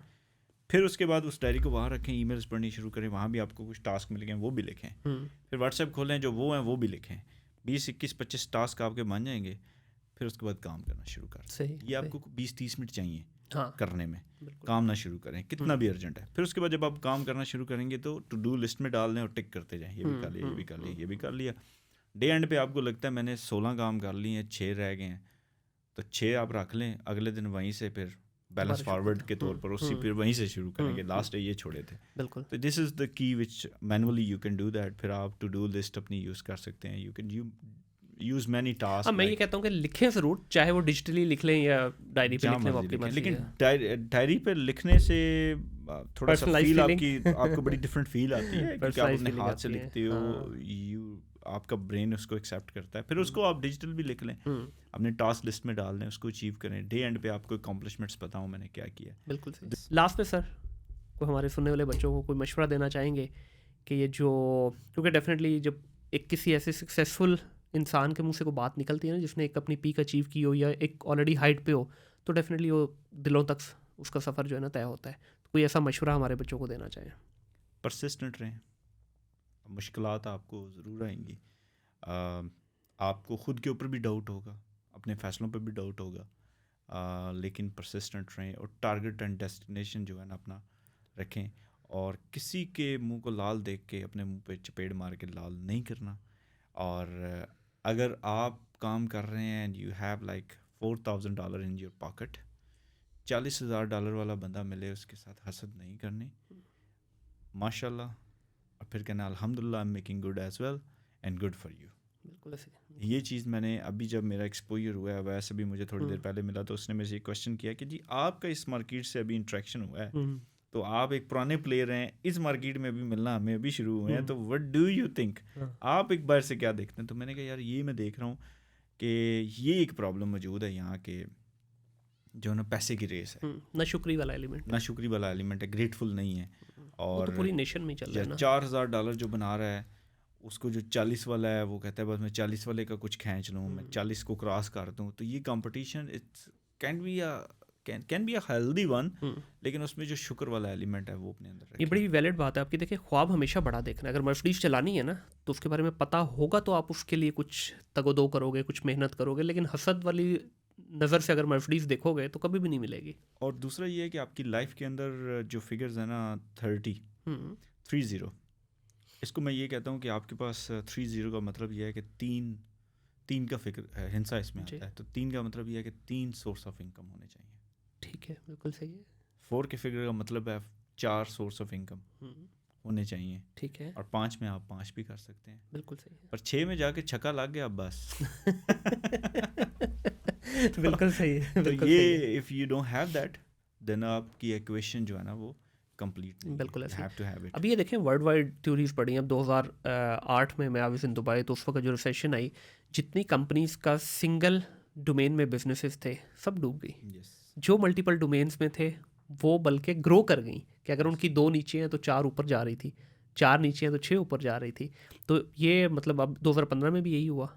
तो हमारे साथ भी इवन जो अमेज़ोन के अंदर भी बहुत सारे जो एजेंसीज़ बंद हुई हैं लाहौर में, मैं अगर देखूं बाकी जगहों का तो मुझे नहीं पता इतना, तो उनमें से भी ज़्यादातर एजेंसीज़ वही बंद हुई हैं जो वो खोपे पहन के लगी हुई थी, सीधा देख रही थी। ठीक है ना, उन्होंने लेफ़्ट देखा ना राइट देखा, सिर्फ खोपे पहन के लगी हुई, और वो बहुत सारे उनमें से बंद हुई हैं। और अच्छा काम कर रहे थे वो लोग, लेकिन बंद इसी वजह से हुई कि वो सेकंड सोर्स ऑफ इनकम नहीं थी। Of course. और हमने डाइवर्सिफाई किया, ये तो हम बात नहीं कर सके। एक एजेंसी हमारी है, इसके अलावा हमारे 3 अदर बिजनेसेस हैं। तो कर लीजिए सर, करें बिजनेसेस हैं, बट किस डोमेन में है वो? अदर 3 वन, एक हेल्थ केयर में है, the second we have the brands, and the fourth one हमारा एक अपना सॉफ्टवेयर है जो हमने डिज़ाइन किया हुआ फॉर अमेज़न, तो भी एक चल रहा है वेयर हाउसेस के साथ। तो 3 अदर बिजनेसेस हैं, और ये इस एजेंसी से ही जन्म लिए हैं। माँ यही है, वो बच्चे हैं। बिल्कुल सही, ठीक है, लेकिन जन्म लिया। और अगर यहाँ से मैंने पिछले साल रिटायरमेंट लिया, तो I am working on something else to.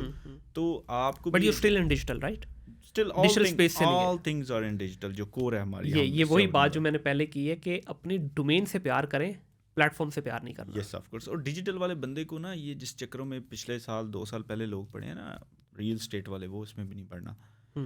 हमने बहुत अच्छा, बड़े खिलाफ है इसके, क्यों? थोड़ा बहुत तो सर होना चाहिए ना साइड पे। सर देखें, डिजिटल अपना जो ये ज़मीन और रियल स्टेट है, इसमें से कितने ज़्यादा लोग पैसे बना लेंगे? 2-4 घर, 2-3 लोग।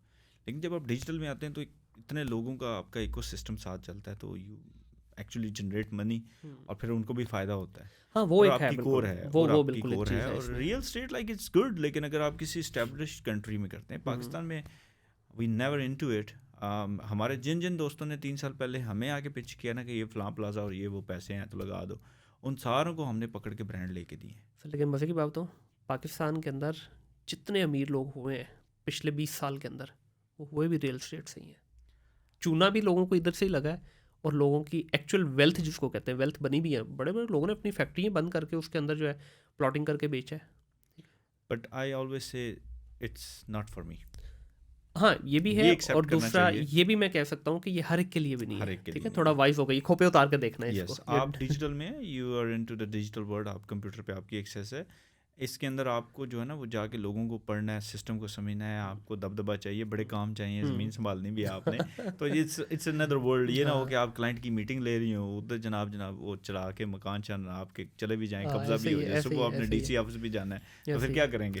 सो your world is actually digital. हाँ, why don't you buy digital assets? बिल्कुल बिल्कुल। आप छोटा मोटा सॉफ्टवेयर रिक्वायर क्यों नहीं करते? आपके पास पैसा है, आप डिजिटल एसेट्स क्यों नहीं डेवलप करते? Just go on that level जो आपकी स्पेशलिटी है, और ये वो स्पेशलिटी है उसमें लाखों बंदे हैं ना, तो इसमें हज़ारों भी नहीं, हज़ारों है, बिल्कुल ऐसे ही है। You are the only one, तो आप उस तरफ अपने आप को ऐसे ही है। फोकस और मैं तो इसमें ना शायद मैं एक और बात कहता हूँ कि हम तकरीबन एक रफ अंदाजे के मुताबिक 60-65% जो हमारी आबादी है वो यंग बच्चों की है। यस, तो मैं इनको पाकिस्तानी नहीं कहता।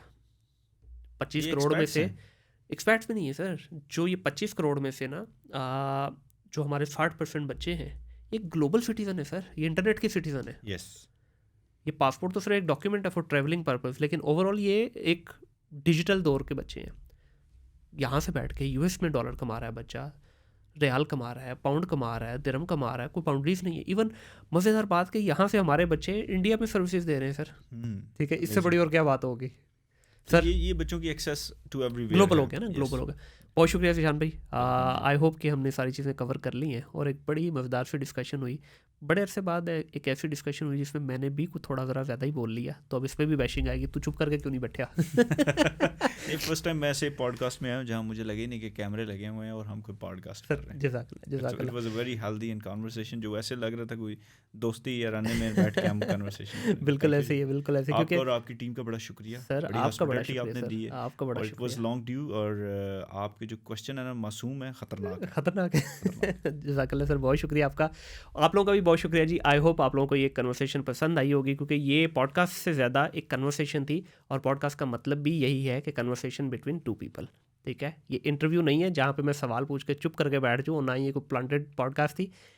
इनकी और मेरी डोमेन क्योंकि सेम है, तो जो हमने बातें की बहुत सारी अभी मैं कड़वी हकीकतों के ऊपर बात नहीं कर पाया, क्योंकि वो होता ही है कि फिर सुनने वाले ये समझते हैं कि यार ये शायद कंट्रोवर्सी क्रिएट करने की बात की जा रही है। तो हमने यहाँ पे प्रोसेसेस की बात की, क्योंकि इस वक्त मेरा जो हल्का है, जो मेरी डोमेन है, जो मेरे इस वक्त इकोसिस्टम के जो लोग हैं, 3-4 मिलियन जो लोग हैं, उनके जो इस वक्त मसाइल थे ना, ये शख्स उन मसाइल से ऑलरेडी बहुत ऊपर जा चुका है। तो इस वजह से मैंने कोशिश की कि उन मसाइल के ऊपर बात करें। थोड़ी ड्राई ज़रूर लगेगी, लेकिन अगर आप इसको दिल से सुनेंगे तो ये आपके दिल में उतरेगी ज़रूर। पॉडकास्ट को शेयर ज़रूर कीजिएगा, बेल आइकन पे क्लिक कीजिएगा ताकि आने वाली तमाम एपिसोड टाइमली आप तक पहुँचे। भाई चैनल को भी सब्सक्राइब कर लें। अपना ख्याल रखिएगा, अपने इर्द गिर्द के माहौल को साफ़ रखिएगा। टिल देन, अल्लाह हाफ़िज़।